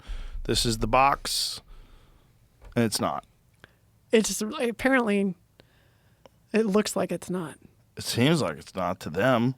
So then the question is, what is it about being non-speaking that allows them to have access to this? Yeah. Is it like one of those things where, people that can't see, apparently they can hear much better? Yeah. You hear about that? Yeah, right? sure. There was this cool article recently came out in the New York Times about these singing mice. So Cold Spring Harbor researchers are studying these mice that sing at a frequency that we can hear, humans can hear. All mice vocalize at ultrasonic frequencies. When they're close to each other. But when they're far away from each other, these singing mice will do this singing. And I guess they call it singing because it sounds like singing to us. It's really communication, of course. But they take turns. I'll sing and then you sing. I'll sing and then you sing, just like you would in a conversation. And they looked at what the difference was between regular laboratory mice who don't do this and these singing mice, because they were thinking these ones have speech and these ones just do this other thing.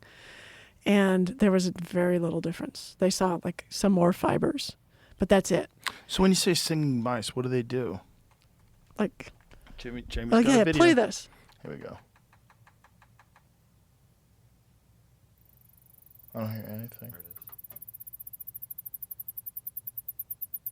Do you hear it? Yeah, you want to hear that chirping?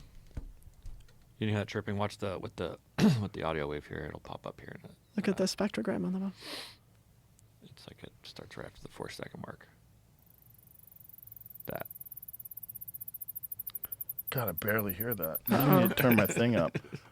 I'll try it again. Oh, my thing's really low. Oh yeah, now I hear it.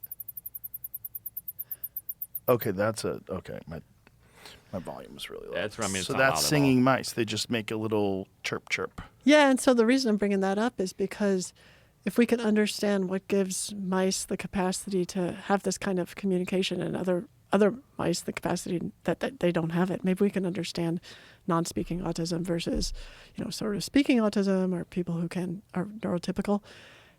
But it turns out that the difference just is in degree. In other words, just a few more fiber tracks. And so that's why I keep saying I don't think it's about something that's atrophied. It's just like a slight difference allows us to speak. Most people have that ability to speak. People who don't are, I think, very much like that. You get to be in contact with this information that is generally sorted out if you're using language more actively. I almost think that babies are probably telepathic. I'm wondering if that's how we learn language. I keep thinking we have so few exposures compared to an LLM.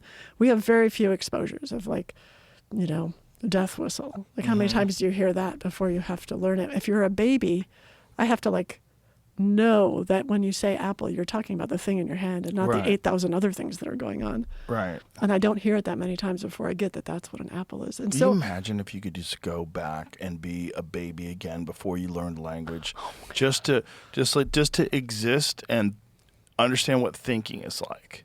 Well, I think, and then you wouldn't be able to understand it because everything would be like William James said, like blooming, buzzing confusion. Right, but it would probably be if you could just, if you could access that memory to a time where you didn't understand language, But could you even do that?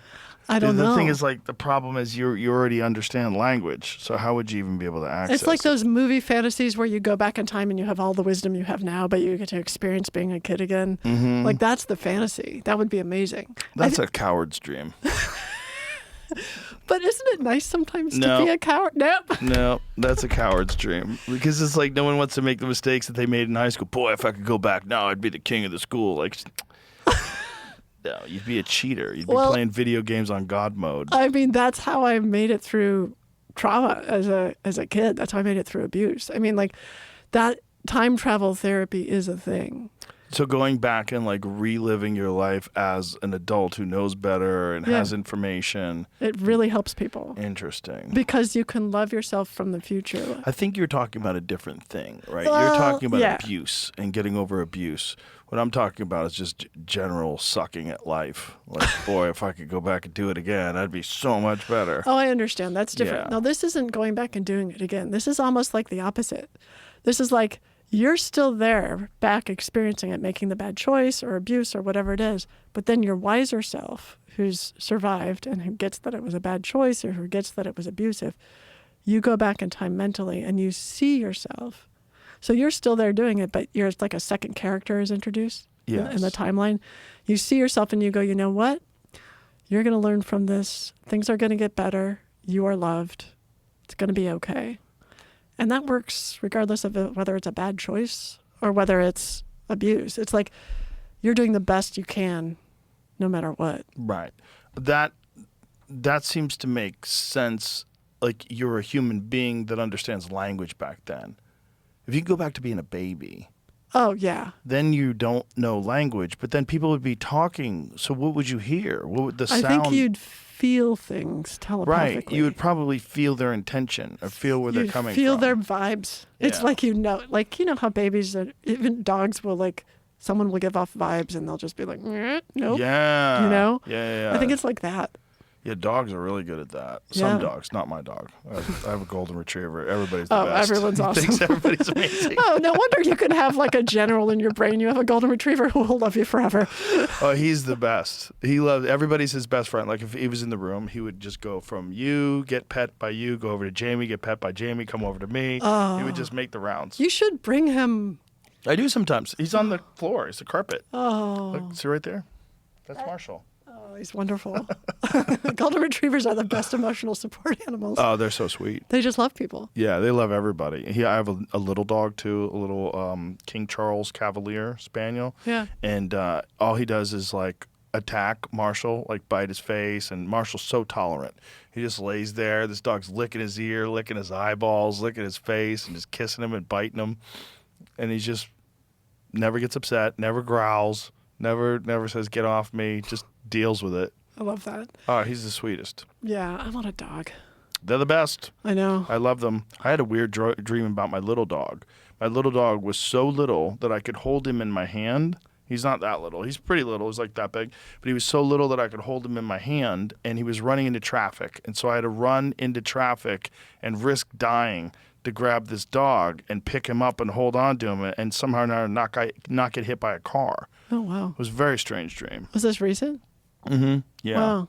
But he didn't even look like him. He looked like a Chihuahua. But I knew it was Charlie. Huh. Isn't that funny how in dreams you just know it's someone, even it could be someone else? Yeah, I knew it was Charlie, but it didn't look like Charlie because he was so tiny. He was like a mouse. Like, literally, I was holding him in my hand like a little baby mouse. You know, that reminds me of that dream quality of someone being someone, like having the essence of them but not looking like them. Yeah. Reminds me also of something I've noticed in the non-speakers where they're not very good at labeling animals. Like camels and kangaroos might be the same. You know, it's like the physical form It's not what's important. it's just not what's important. the It's like the essence. feeling Yeah. on the inside. It's What the to me thing it's is. like proof of a soul or something. I really think we ought to start studying souls scientifically. Because if we can show that, and I didn't think we were going to talk about this, but well, I'm sure that happens a lot. But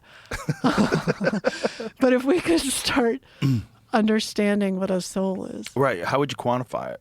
yeah, I don't know, right? I mean, I think Maybe it's one of those things you just can't.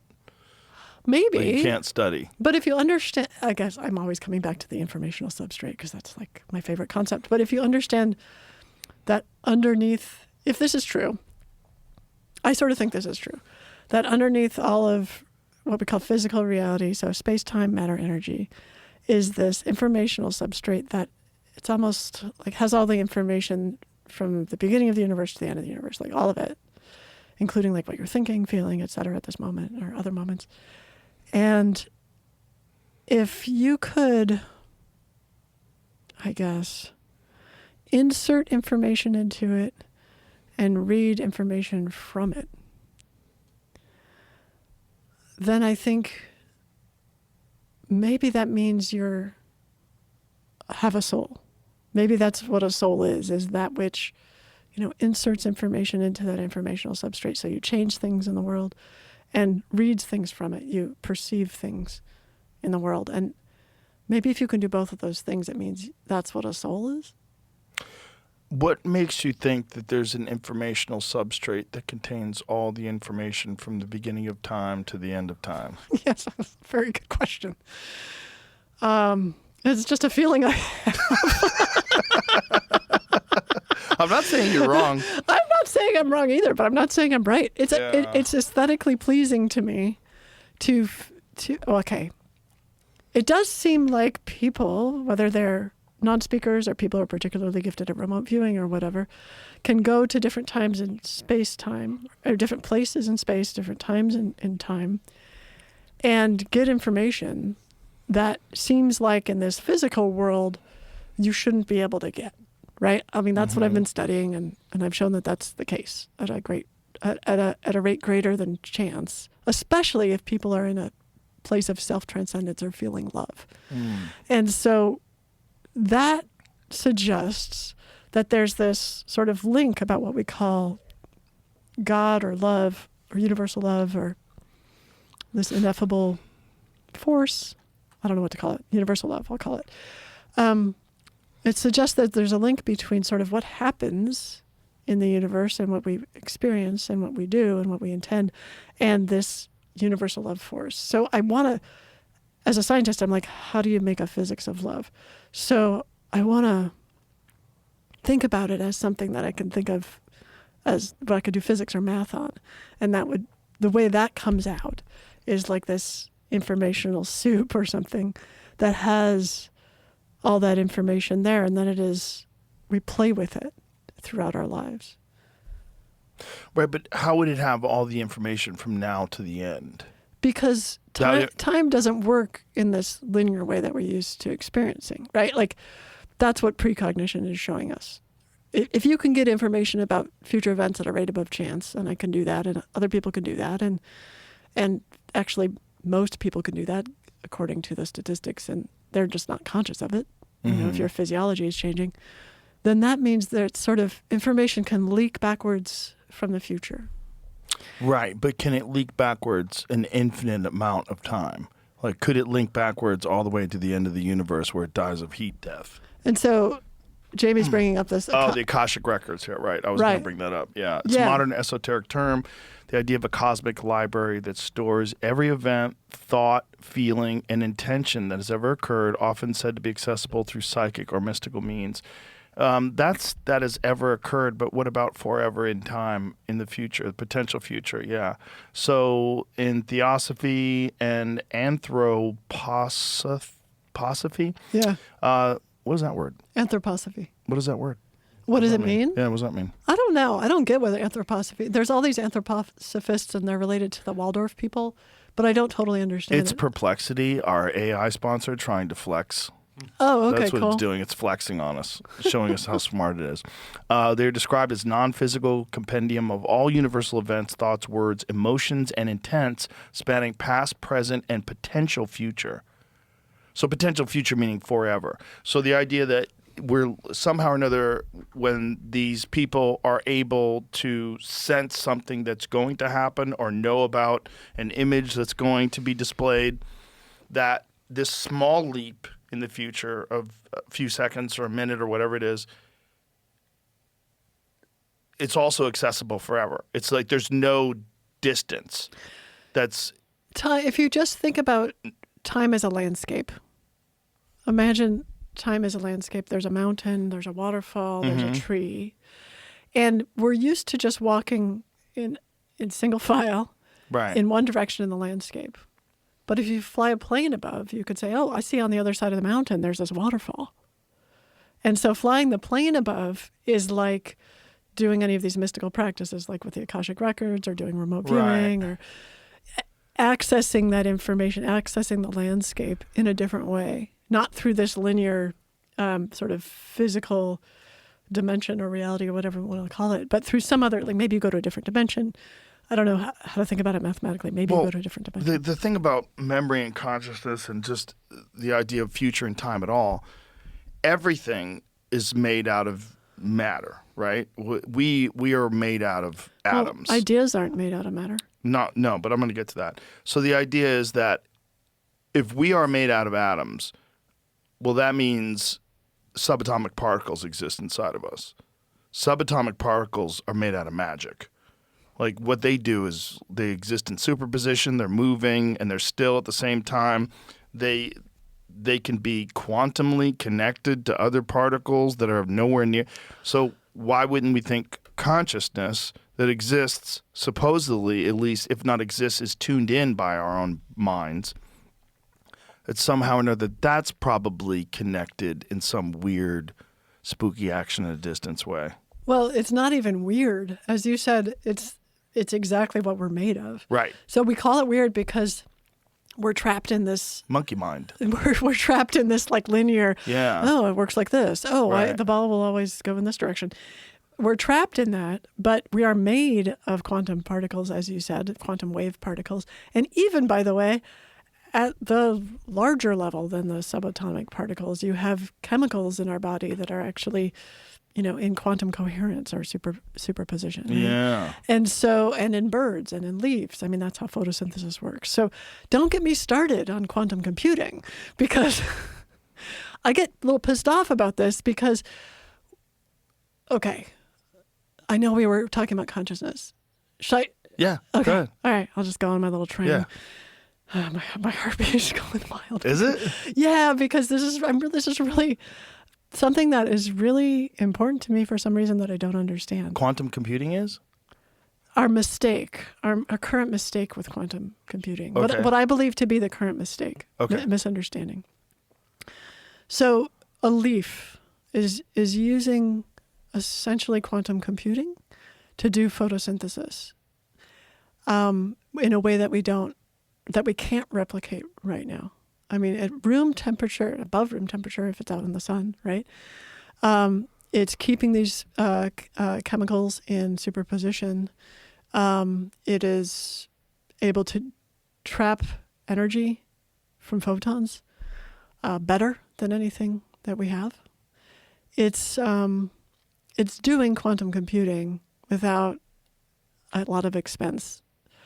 So when we go and we decide that we want to be the first in quantum computing, and we're going to invest all this money in like supercooling systems and very difficult to understand error correction methods and all these things, working on trapping single particles at the subatomic level, and that's how we're going to have to do it to force it into these patterns.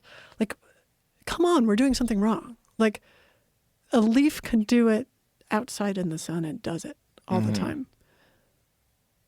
We're doing something wrong. So I started thinking that way like 12 years ago and got really passionate about photons and how photons are kind of like this, almost like a link. This is another thing that I'm going to say. You're going to be like, why do you think this? But regardless, it came into my mind that photons are kind of like a link between mind and matter. Like they're not really, like you said, they're made of magic. They're not really matter. They don't have any mass, and they're bosonic particles. So there's two types of particles. One is a fermionic, named after Enrico Fermi. And those are things we're used to, like protons, neutrons, electrons. And then there's bosonic particles, which are things that generally, I think none of them have any mass. And they're very different. like the Higgs boson is one, photons is another example. Photons are another example. I think there's a version of helium that's also bosonic. But what makes it bosonic is it could be in the same place at the same time as another bosonic particle, and then another one, and another one, and another one. So like they kind of don't exist in physical reality. It's like we have this idea that two electrons can't be in the same place at the same time, and they can't, but these can. And so it's almost like they're interacting in another dimension that's less physical. And it seems just interesting to me that we think a lot about what a photon would feel. And I just keep thinking that there's some connection between what we call mind and what we call brain that has to do with photons. So anyway, I got obsessed with photons, and I started thinking about the double slit experiment. Does your audience know what that is? Probably, but a refresher would probably be good for everybody. Okay, yeah. So when I first told my husband about the double slit experiment, he's an artist. He's like, double slit. I'm like, that never occurred to me because I'm like all ready to explain it to him, and he's like, couldn't get off that. But anyway, it was pretty. Beavis and Butthead. Yeah, you said double slit. So imagine there's like a flashlight at one end of a tube, and then there's like a photon detector at the other end of the tube. And in between the flashlight and the photon detector are two slits. And they could be in cardboard or metal or whatever. So there's two slits here. And they're very skinny. And the reason I say they're skinny is because they're so skinny that if you turn down the light enough, only one photon's going to get through. And it's going to have to choose between this slit or that slit. And the weird thing is, if you do this over time, you'll see the pattern at the photon detector at the other end of the tube. It'll look like an interference pattern. What does that mean? Oh, look at you. Yeah, here it is. Yeah. So the electron beam gun, electrons goes through the double slit, and at the end of it, you get this very bizarre pattern. Yeah, and this pattern, and so I was talking about photons, but yeah, you can do it with electrons, you can do it with larger particles. But, and it doesn't matter.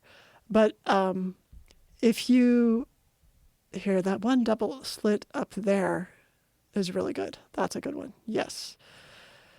So there's two pieces of it that are weird. The first bullet up there that you can't see on the screen, but is going to say that when you send a single particle one at a time, it has to choose between the slits, but it still it seems to interfere with itself in space. It's like it goes through both slits. One particle goes in two places at once. It's called non-local in space. It's non-local. In other words, it's not behaving like we're used to. It's not behaving like a billiard ball. One thing is going through two slits.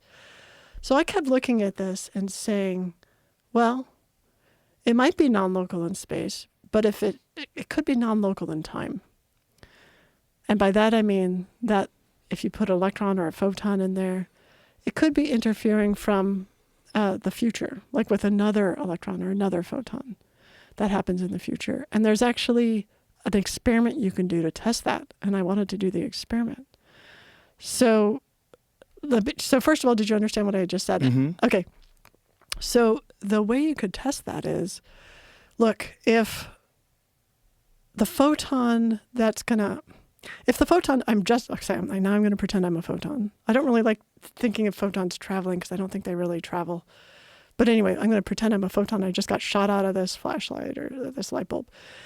I'm traveling towards a slit, and I interfere with another photon that wasn't just shot out of the light bulb. It's going to be shot out of the light bulb in the future, but it's just sort of hanging out there because it's floating around in time. Is the actual light able to do one photon at a time? Yeah, if you turn it down enough, it is. How could you measure whether it's one photon? You could just calculate the expected amount of light that should come through with the detector.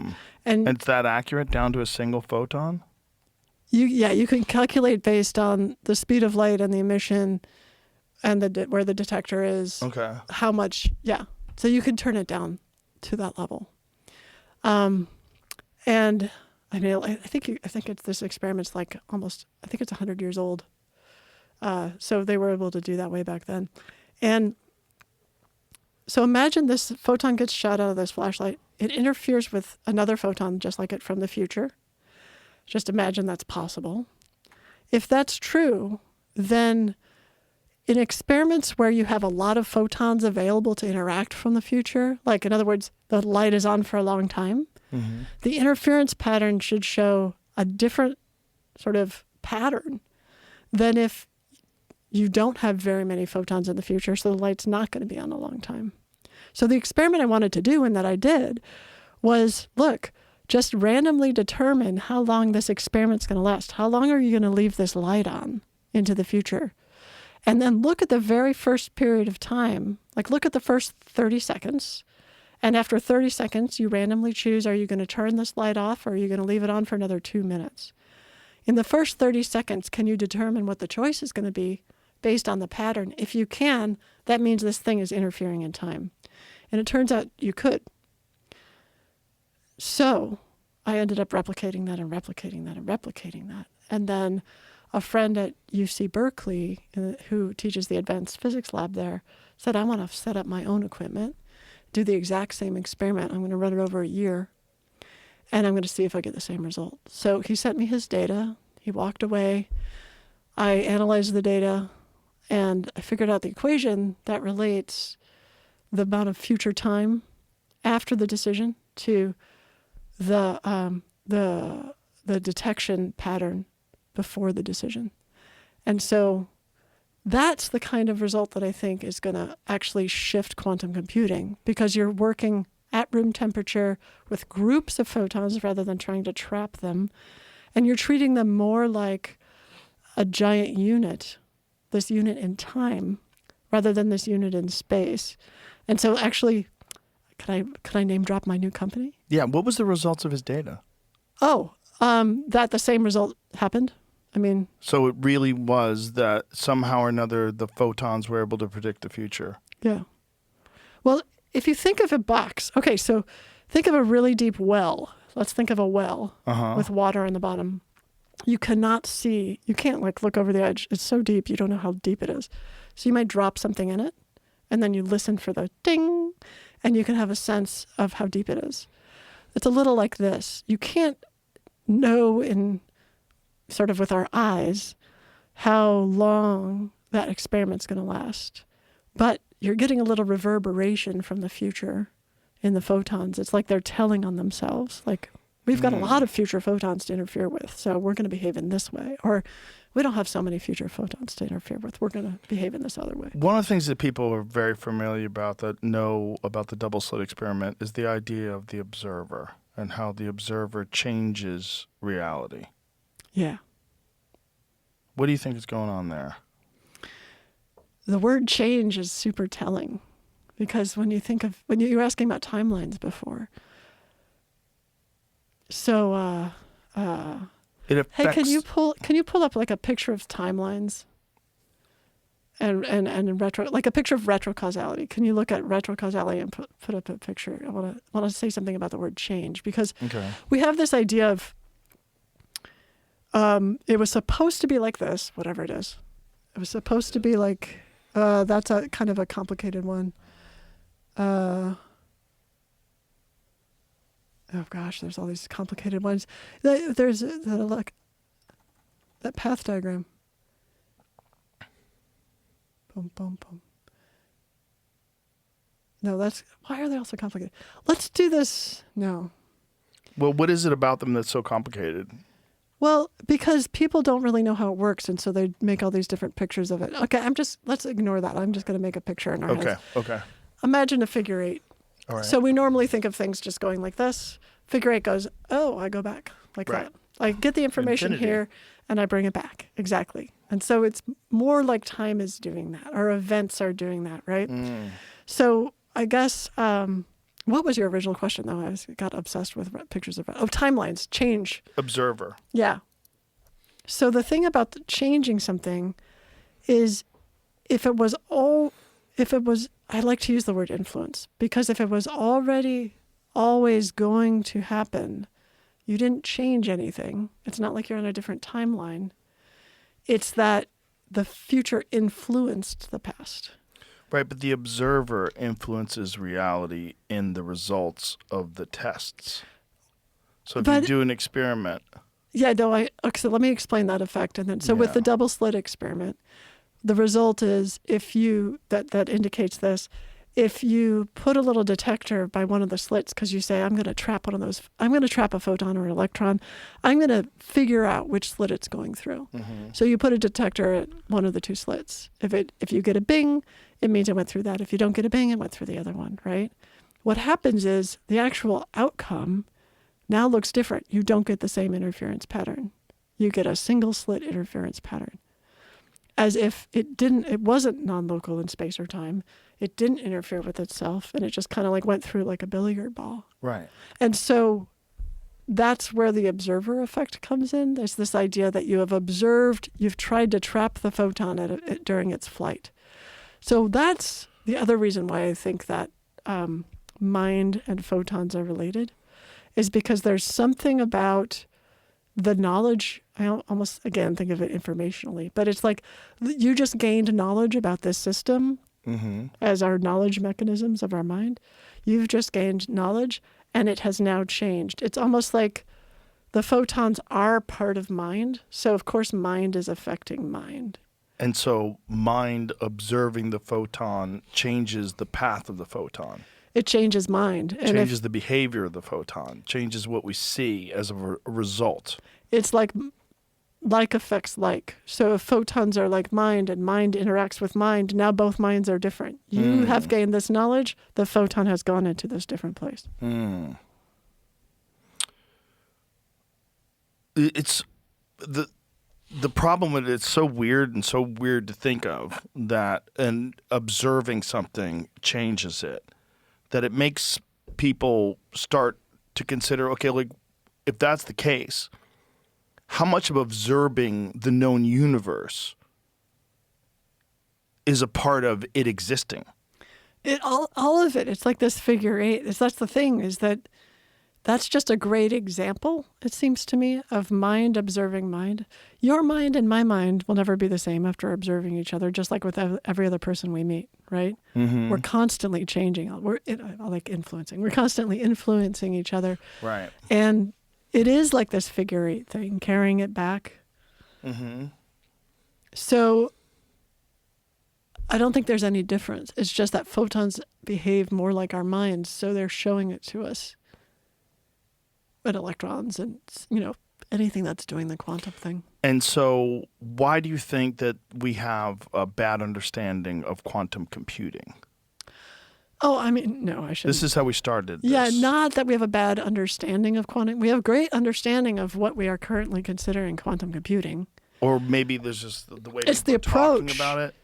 It's the approach. It's this approach of we're going to trap a single particle / wave. We're going to trap a single photon. We're going to trap a single ion.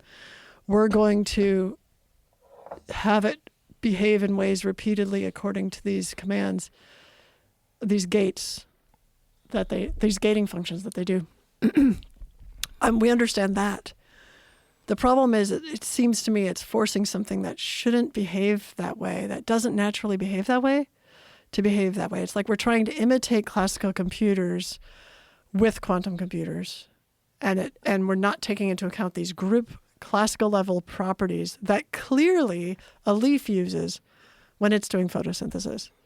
It has to. It's not building a supercooling system and, trapping ions. It's functioning in this really wet physiological environment, and it's doing just fine with quantum computation. So it's more like the approach needs to become more naturalistic, and I think it needs to take into account these temporarily non-local phenomena like the one I discovered. Well, aren't they considering that, at least partially, at least it's being discussed, that this many worlds interpretation of the results of quantum computing, that something's happening that you can't account for in the known universe? Something's happening with the scale of the equations that it's able to solve in the time span in which it's able to solve. It's not possible that the same sort of process is going on that would occur if it was happening right here and right now. That it seems that it's gathering the computing power Yeah, that's great. That's the whole point of quantum computing is to Right. capture that. And yes, it could be multiple universes. It could also be retrocausality. And some people don't like the retrocausality answer. I think that's actually more likely. And So the retrocausality thing would be that all time is happening in this figure-8 loop, and then somehow or another this quantum computer is able to tap into that and have this infinite access to all potential future and past information. right. And then I just think it's easier to do quantum computing if you take into account, excuse me, if you take into account this retrocausality piece and these group properties of particles at room temperature that can tell us about the future. So the idea that does that include a many worlds interpretation of the universe? Is that also there?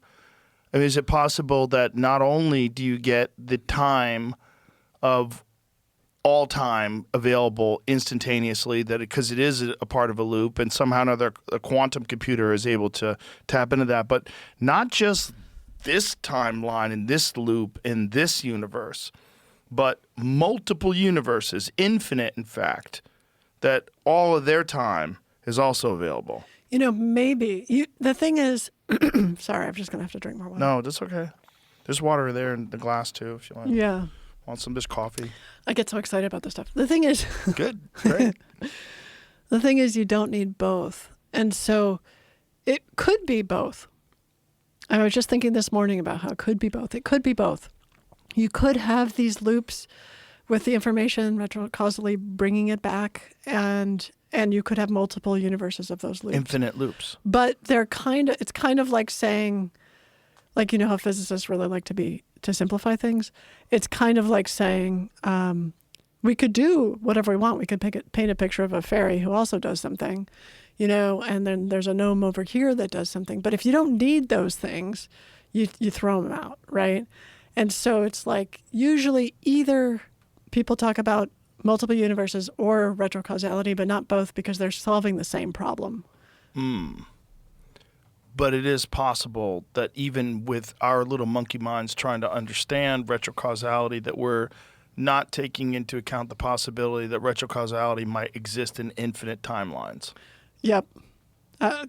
Certainly the universe works in ways that we don't understand. And the deeper we look, the more confused we get. Yeah, and also you find yourself looking right into mind. I really do think there's something to the more you look into physics, the more you look into mind. I mean, all the physicists from... Did you ever read that book, How the Hippies Saved Physics? No.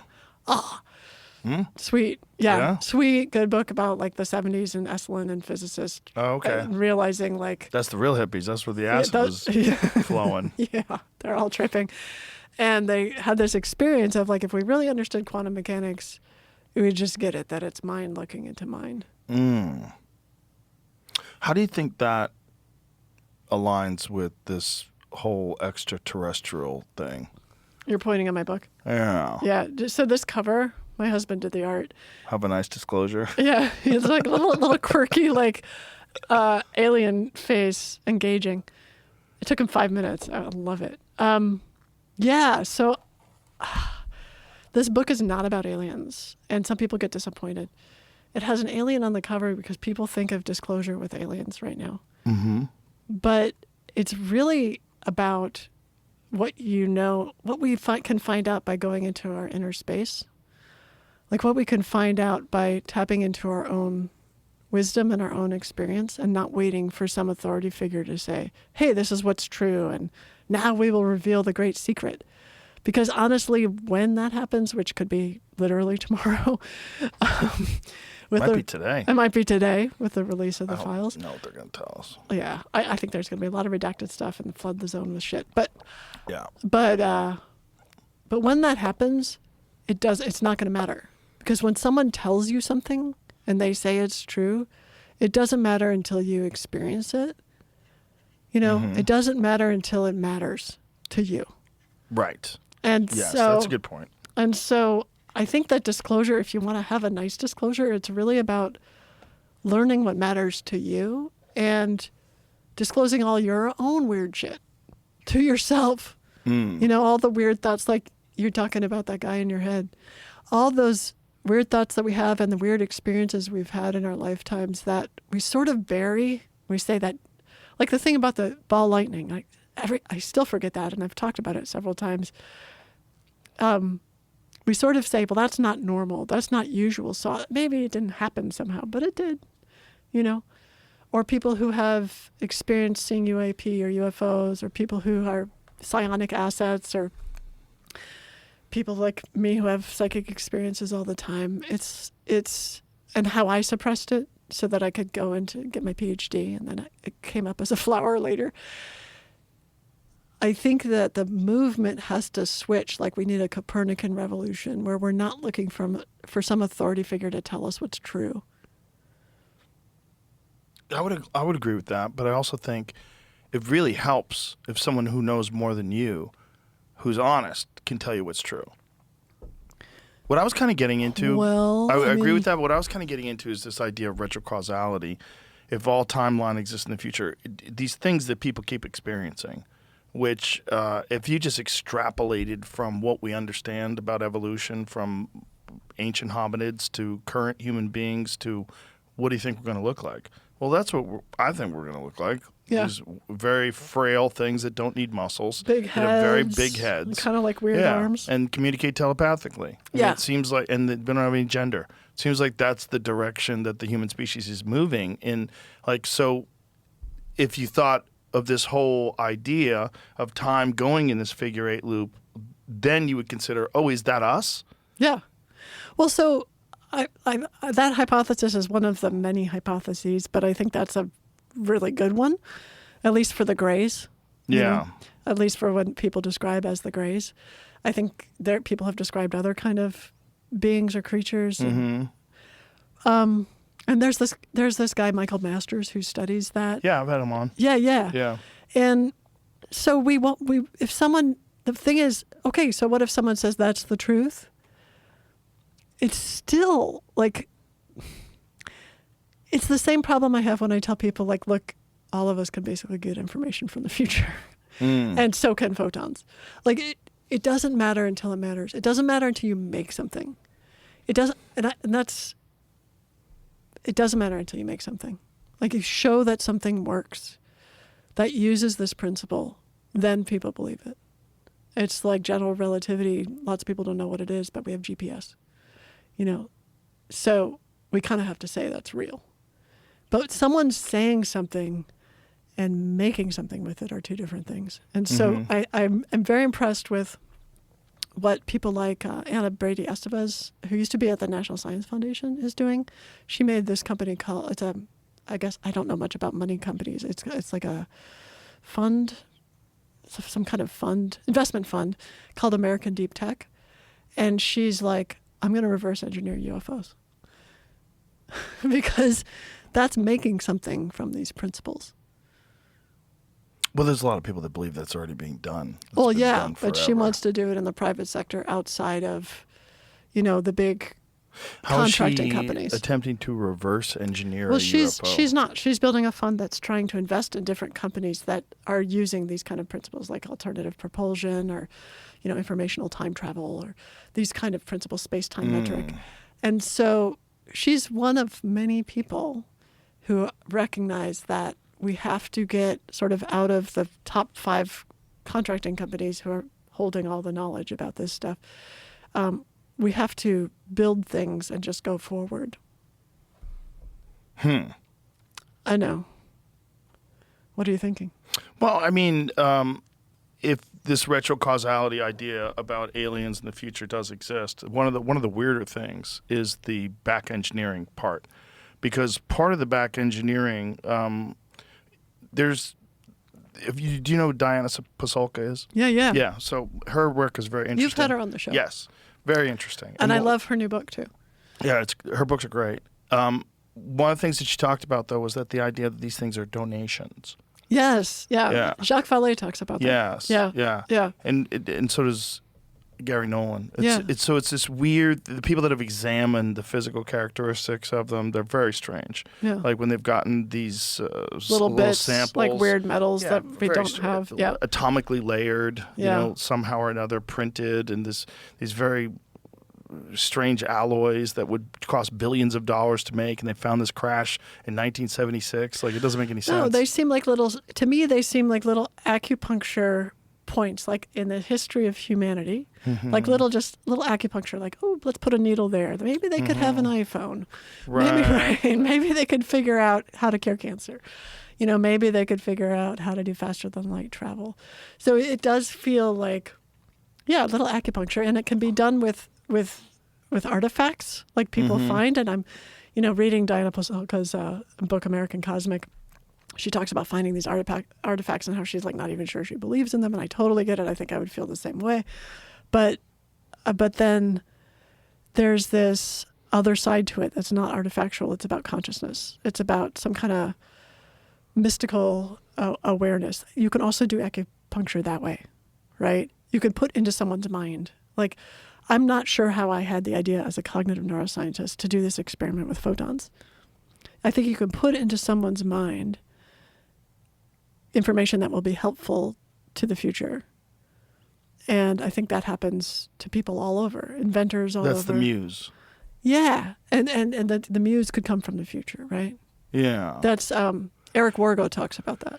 I've thought about that with ideas that it's almost like ideas are a life form. And this is the thought that I had. Like, if you think about everything that exists today that human beings have created, all that stuff came from an idea. Like, the idea then manifests itself in physical form, and we want to take credit for it. We want to say, oh, I made that, steam engine. And you did, right. But how the fuck did you do that? Like, where did the idea come from? Because ideas, anybody that's really honest about their ideas will tell you, like, boy, I don't even know if that's my idea. It just came out of the ether. Every great thought that I've ever had, every great joke that I've ever written, all that stuff just came out of space, came out of some weird place. And I've always thought of that, like, what if ideas are a different type of life form, and it's a life form that manifests itself through us in physical space? And that's Marshall McLuhan's thought in a book from the 1960s. He said, human beings are the sex organs of the machine world. Isn't that amazing? That's amazing. Isn't that an amazing quote?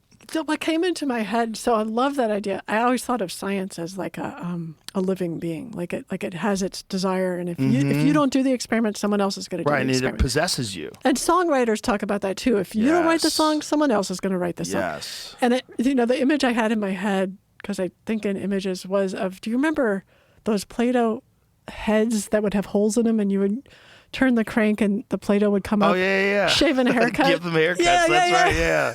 That's what came into my head. Like, it's just coming out of whatever hole isn't blocked. And it just has its own momentum. Yeah. And then, like, what if one of those little holes said, oh, look what I did. I grew this hair. And it's like, well, okay.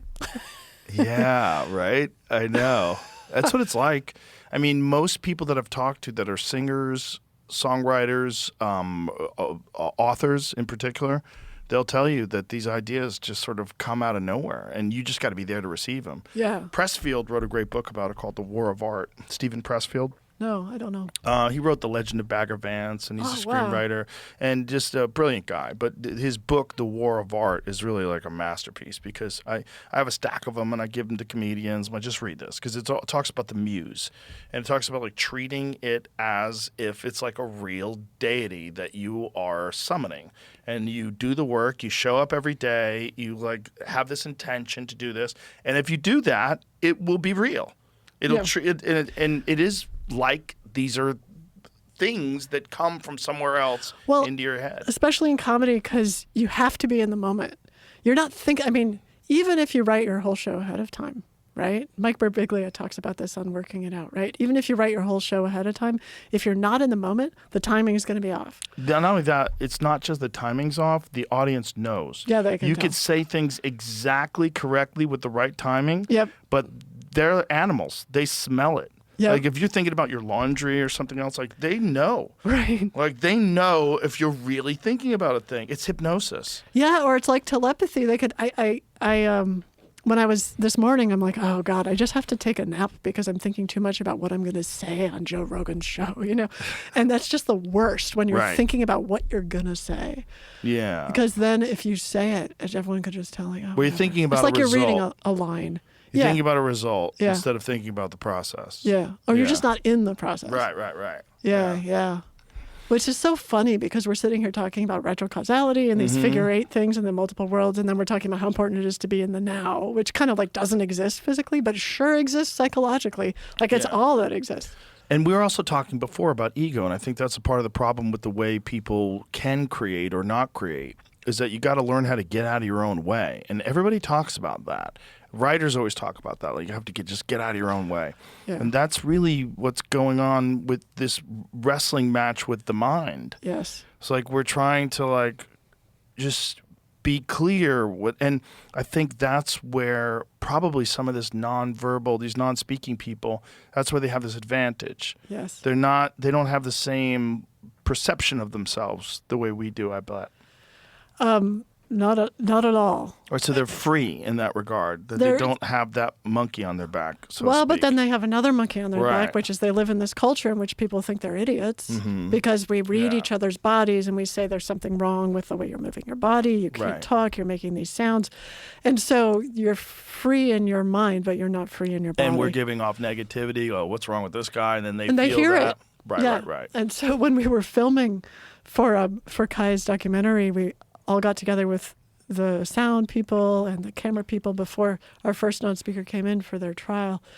And we said, they're telepathic. So we're going to do a little prayer right now that we can all be in a proper positive state when they come in. And our first student came in and said, it was really great walking through the hall and feeling that good.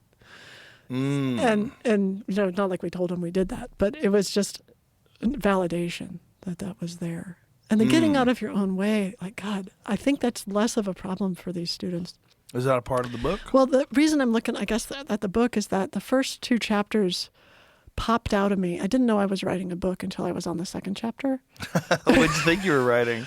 I'm writing words on a page with this weird story about a guy who hears the walls start talking and he's like, what's going on? And it's in the second person, like I'm saying, you, this is happening to you. And like, what I've never written like that before. And the second chapter, I'm like, I think I'm writing a book and I don't know what this is about. And by the third chapter, I'm finally like, what the fuck? I mean, what is going on?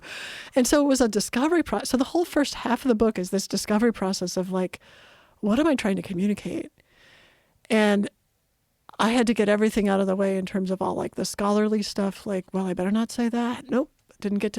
Just had to say the things that were coming up. Had to do it all just exactly as it was, like I was writing a song, And then what it kind of did was work on me, like it had its own process that I didn't think it was going to have. Like I thought it would work on other people. I don't know what I thought. I just had to write the words. And then I guess in the back of my mind, I'm like, it's going to make people feel their own inner space in a way that's going to be unique to them. And then it turns out I ended up feeling my own inner space in a way that was unique to me. And then I had to write about that. So I ended up talking about this gifted and talented program I was in and all the receipts I had from that and what the heck was going on with that. It's funny to me how sometimes I'll swear and sometimes I'll say heck. But I don't know why. I'm like, why? Like sometimes I'll say, what the fuck? And sometimes I'll be like, gosh darn it. Yeah. Don't know what the difference is. Oh, I think about that all the time. Yeah. But anyway, it's a weird book. But what it did was open up for a lot of people who were in these weird gifted and talented programs, opened up a lot of memories. And I ended up starting a support group for people who had these experiences and kind of don't know what to do with them and still feel the surveillance and the sort of the feeling of being studied throughout your whole life and not knowing if your gifts are your own or if they were taught to you in some kind of way that you've forgotten. And so anyway, I don't know why I brought that up. I guess about the getting out of your own way thing. I had to write all that down. It's the best book I've ever written. I've written other books. They're good, but this one is everything I wanted to say, nothing I didn't want to say. And I got it all out there. And I have a security clearance, and I was afraid that it would get taken away from me if I said all these things. Because you talked about remote viewing. No, because I talked about the intelligence community potentially being involved in, Gifted programs? yeah. Yeah, well, of course they are. I would imagine they are. I mean, would imagine imagine they were trying to get talent in any way they can, especially if they actually invested time and energy, and we know they have, in remote viewing and things along those lines. Yeah, but the problem is they were doing these. I mean, of course, I'm impressed with and know many good people in the intelligence community. And at the time that they were doing these programs and giving students these weird drinks and doing some kind of mechanism to remove memory of certain things, they were not asking for parental consent.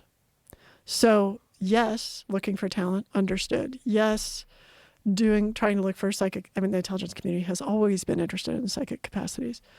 Not asking for parental consent, bad. And so they were giving you guys drinks? Do you know what was in it? No.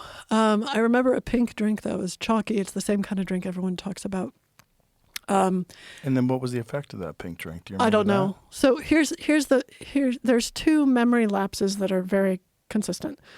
One was in 7th grade when I was explicitly told I was in a gifted program rather than my earlier years when I just had these pullouts and things.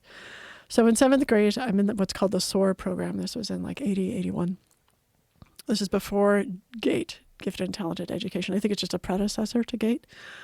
And I was pulled out every week, I think about every week, to go see a counselor. But the counselor was really two people, and a man and a woman. Maybe it was sometimes just her, but I think it was both of them. And they would see me in this small rooms, but all I remember is walking. I remember walking down the hallway to the room, dreading that, opening the door. I know which door it was. I can picture it. Shutting the door. There's stuff over the window. And then I black out like every time. And I don't mean like I'm 57 years old and I don't remember what happened in the 7th grade. What I mean is when I would then leave, I remember going back to class and not remembering what happened in the room. Whoa. So there's some kind of, and this is not different from what many other people will report who were in that program. So I think some amnesic, either the drink was the amnesic or the drink is something else, and they did hypnosis to make us forget or whatever. The other time was when I was adult. I was adult-ish. I was 20-ish. And I took some time off of college to go hang out in Palo Alto because I had a boyfriend out there. I previously had a boyfriend out there, and I was kind of into the Stanford world. I wasn't at Stanford, but I was just into hanging out there. And I needed a job. And so it was the time when word processing was like you could get paid to be a word processor. And I understood computers, and I was like, I'll be a word processor.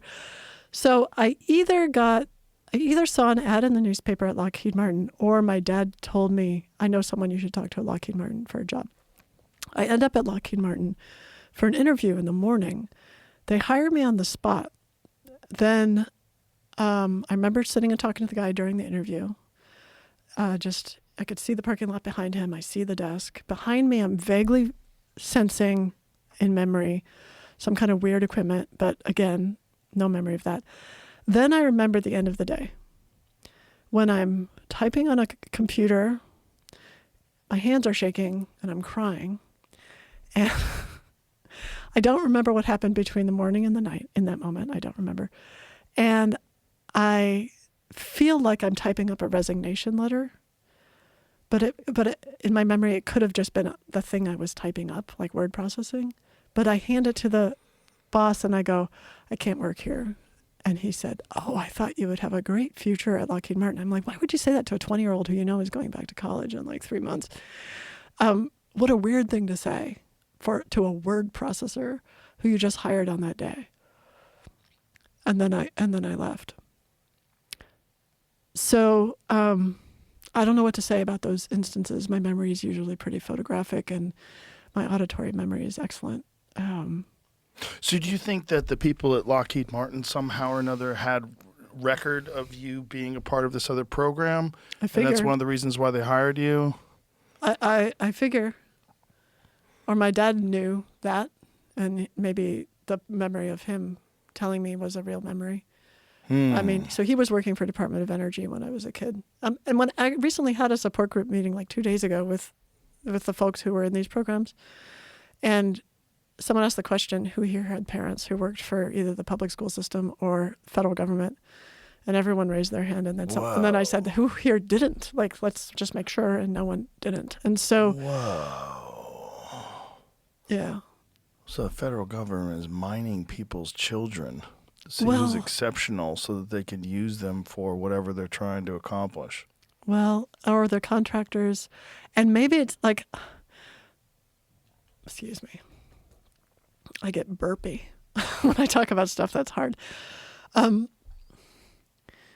Maybe like I wanted to work for the federal government, and I got a job offer and everything, went through the security clearance process, and then Doge happened. But I was recruited 4 days after I filed a FOIA to try to get information about that program. And then a couple days later, more burpy, after I passed the first interview, I got a note from the FOIA people saying, are you sure you want us to continue this FOIA request? 4 days later. I mean, that's fast for FOIA. Like, FOIA's not super rapid.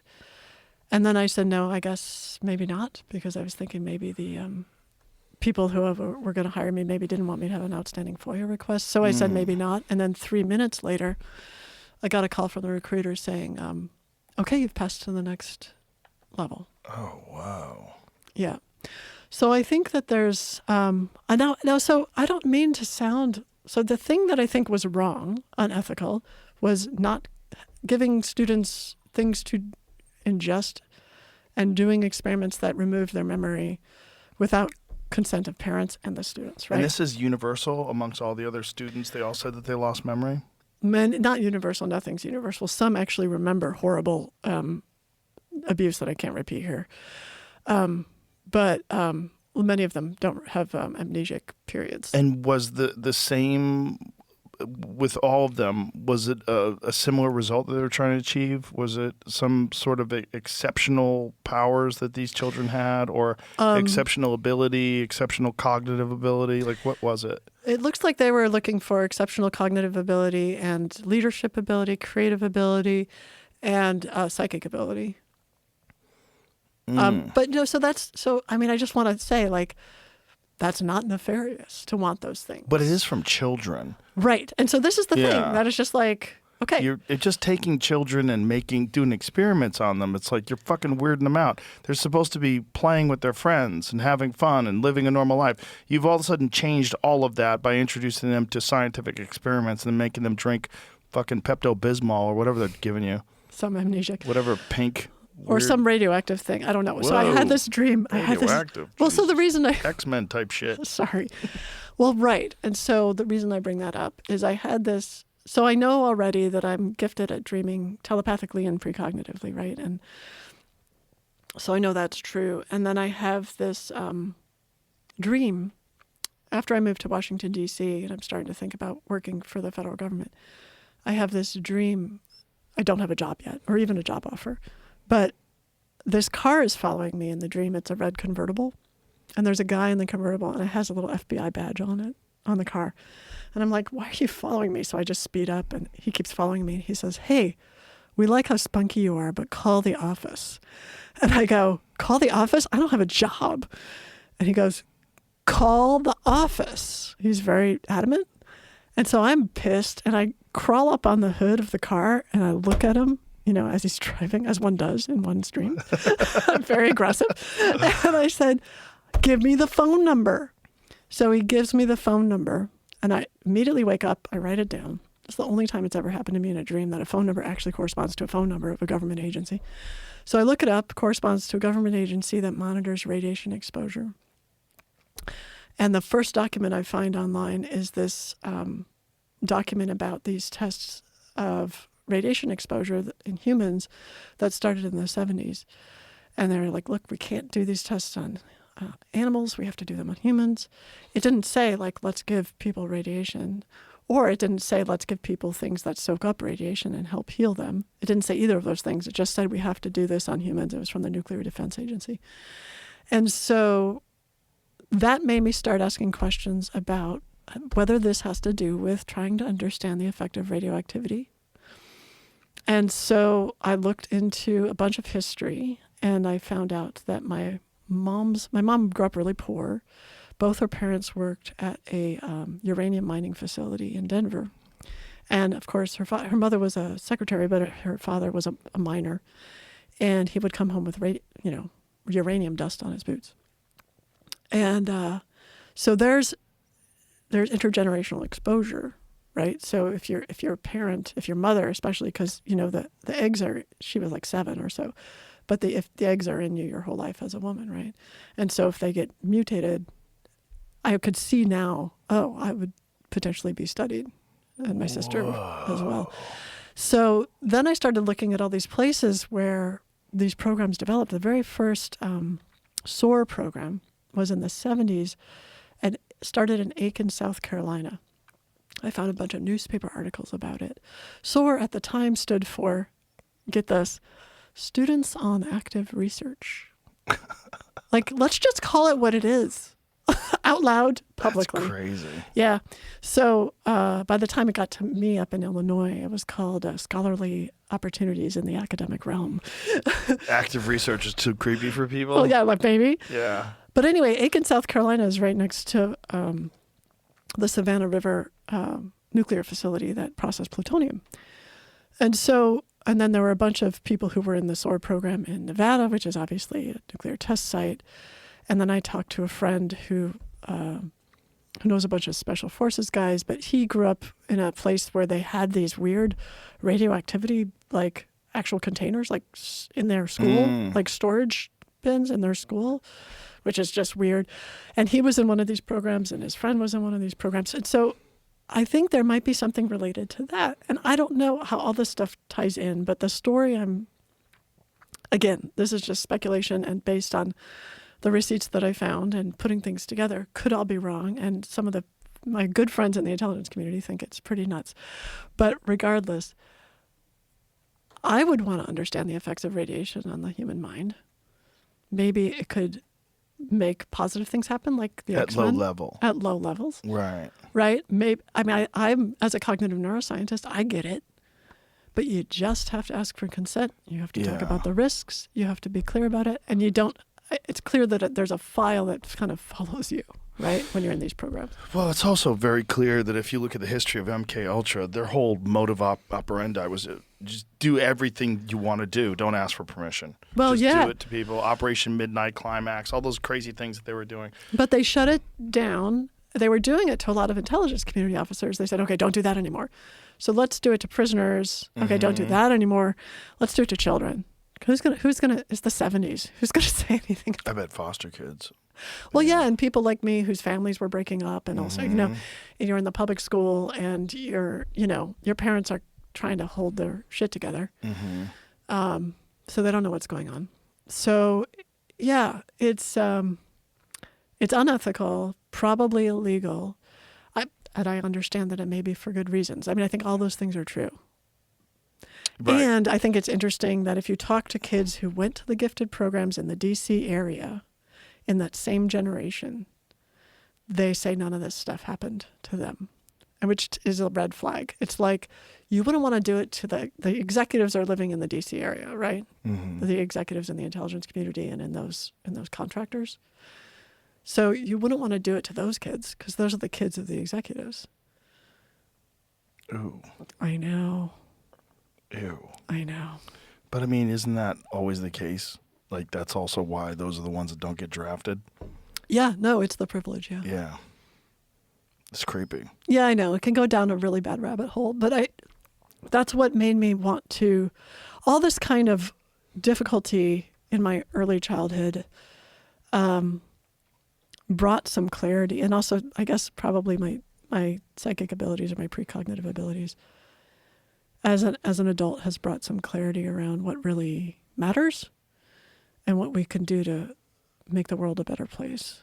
And and how we can heal all that, because every single person in that equation was doing the best they could, even if they were making shitty choices. You know, like someone, I can imagine the counselor who knows what's going on, whatever they're doing to me in that room. I can imagine she, you know, felt like, okay, I have to do this for To get the results, country. to find out. Yeah, we need to Yeah. do this for the country, and we need to do this for humanity, you know? And so there's a lot of forgiveness. Like every once in a while, I'll just send love back in time.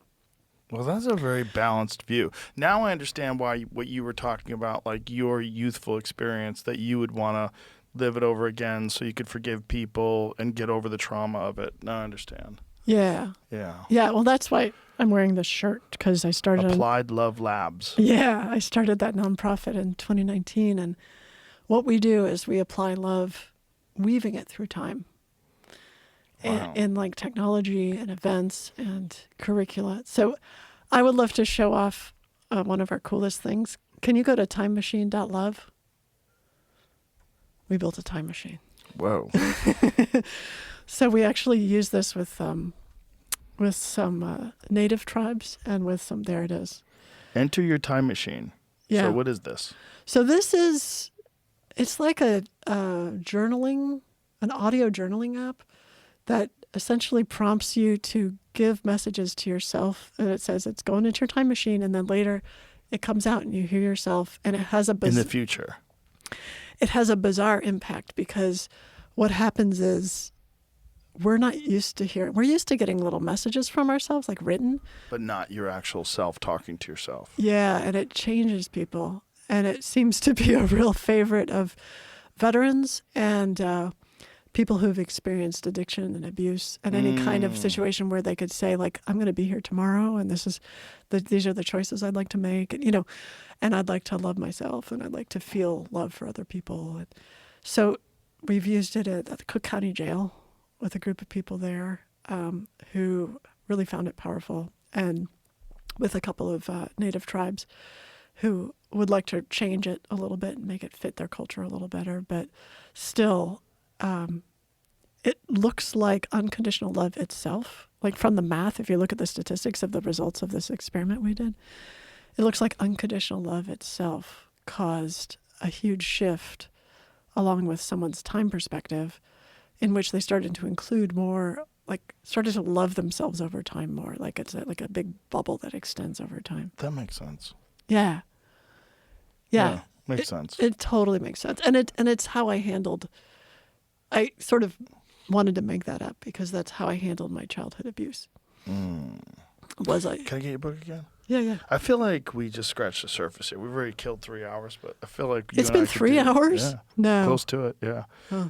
I feel like you and I could do a bunch of these. So let's I do would another love. one. I would love Let's that. definitely, because I feel like we didn't even talk about remote viewing.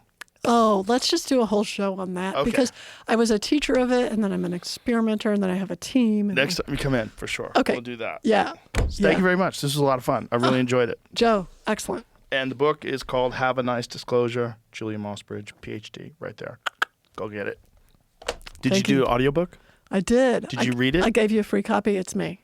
Yes. I don't like audiobooks where it's not the person. I agree. It's like so stupid. And the publishing companies will tell you, no, you have to have this actor do it. And I'm like, no, because you can hear when you listen if that's that person. Exactly. I Yeah. agree. I'm glad you did it. Yeah. All right. I'll listen to it. Cool. Thank you. Bye, everybody. Bye.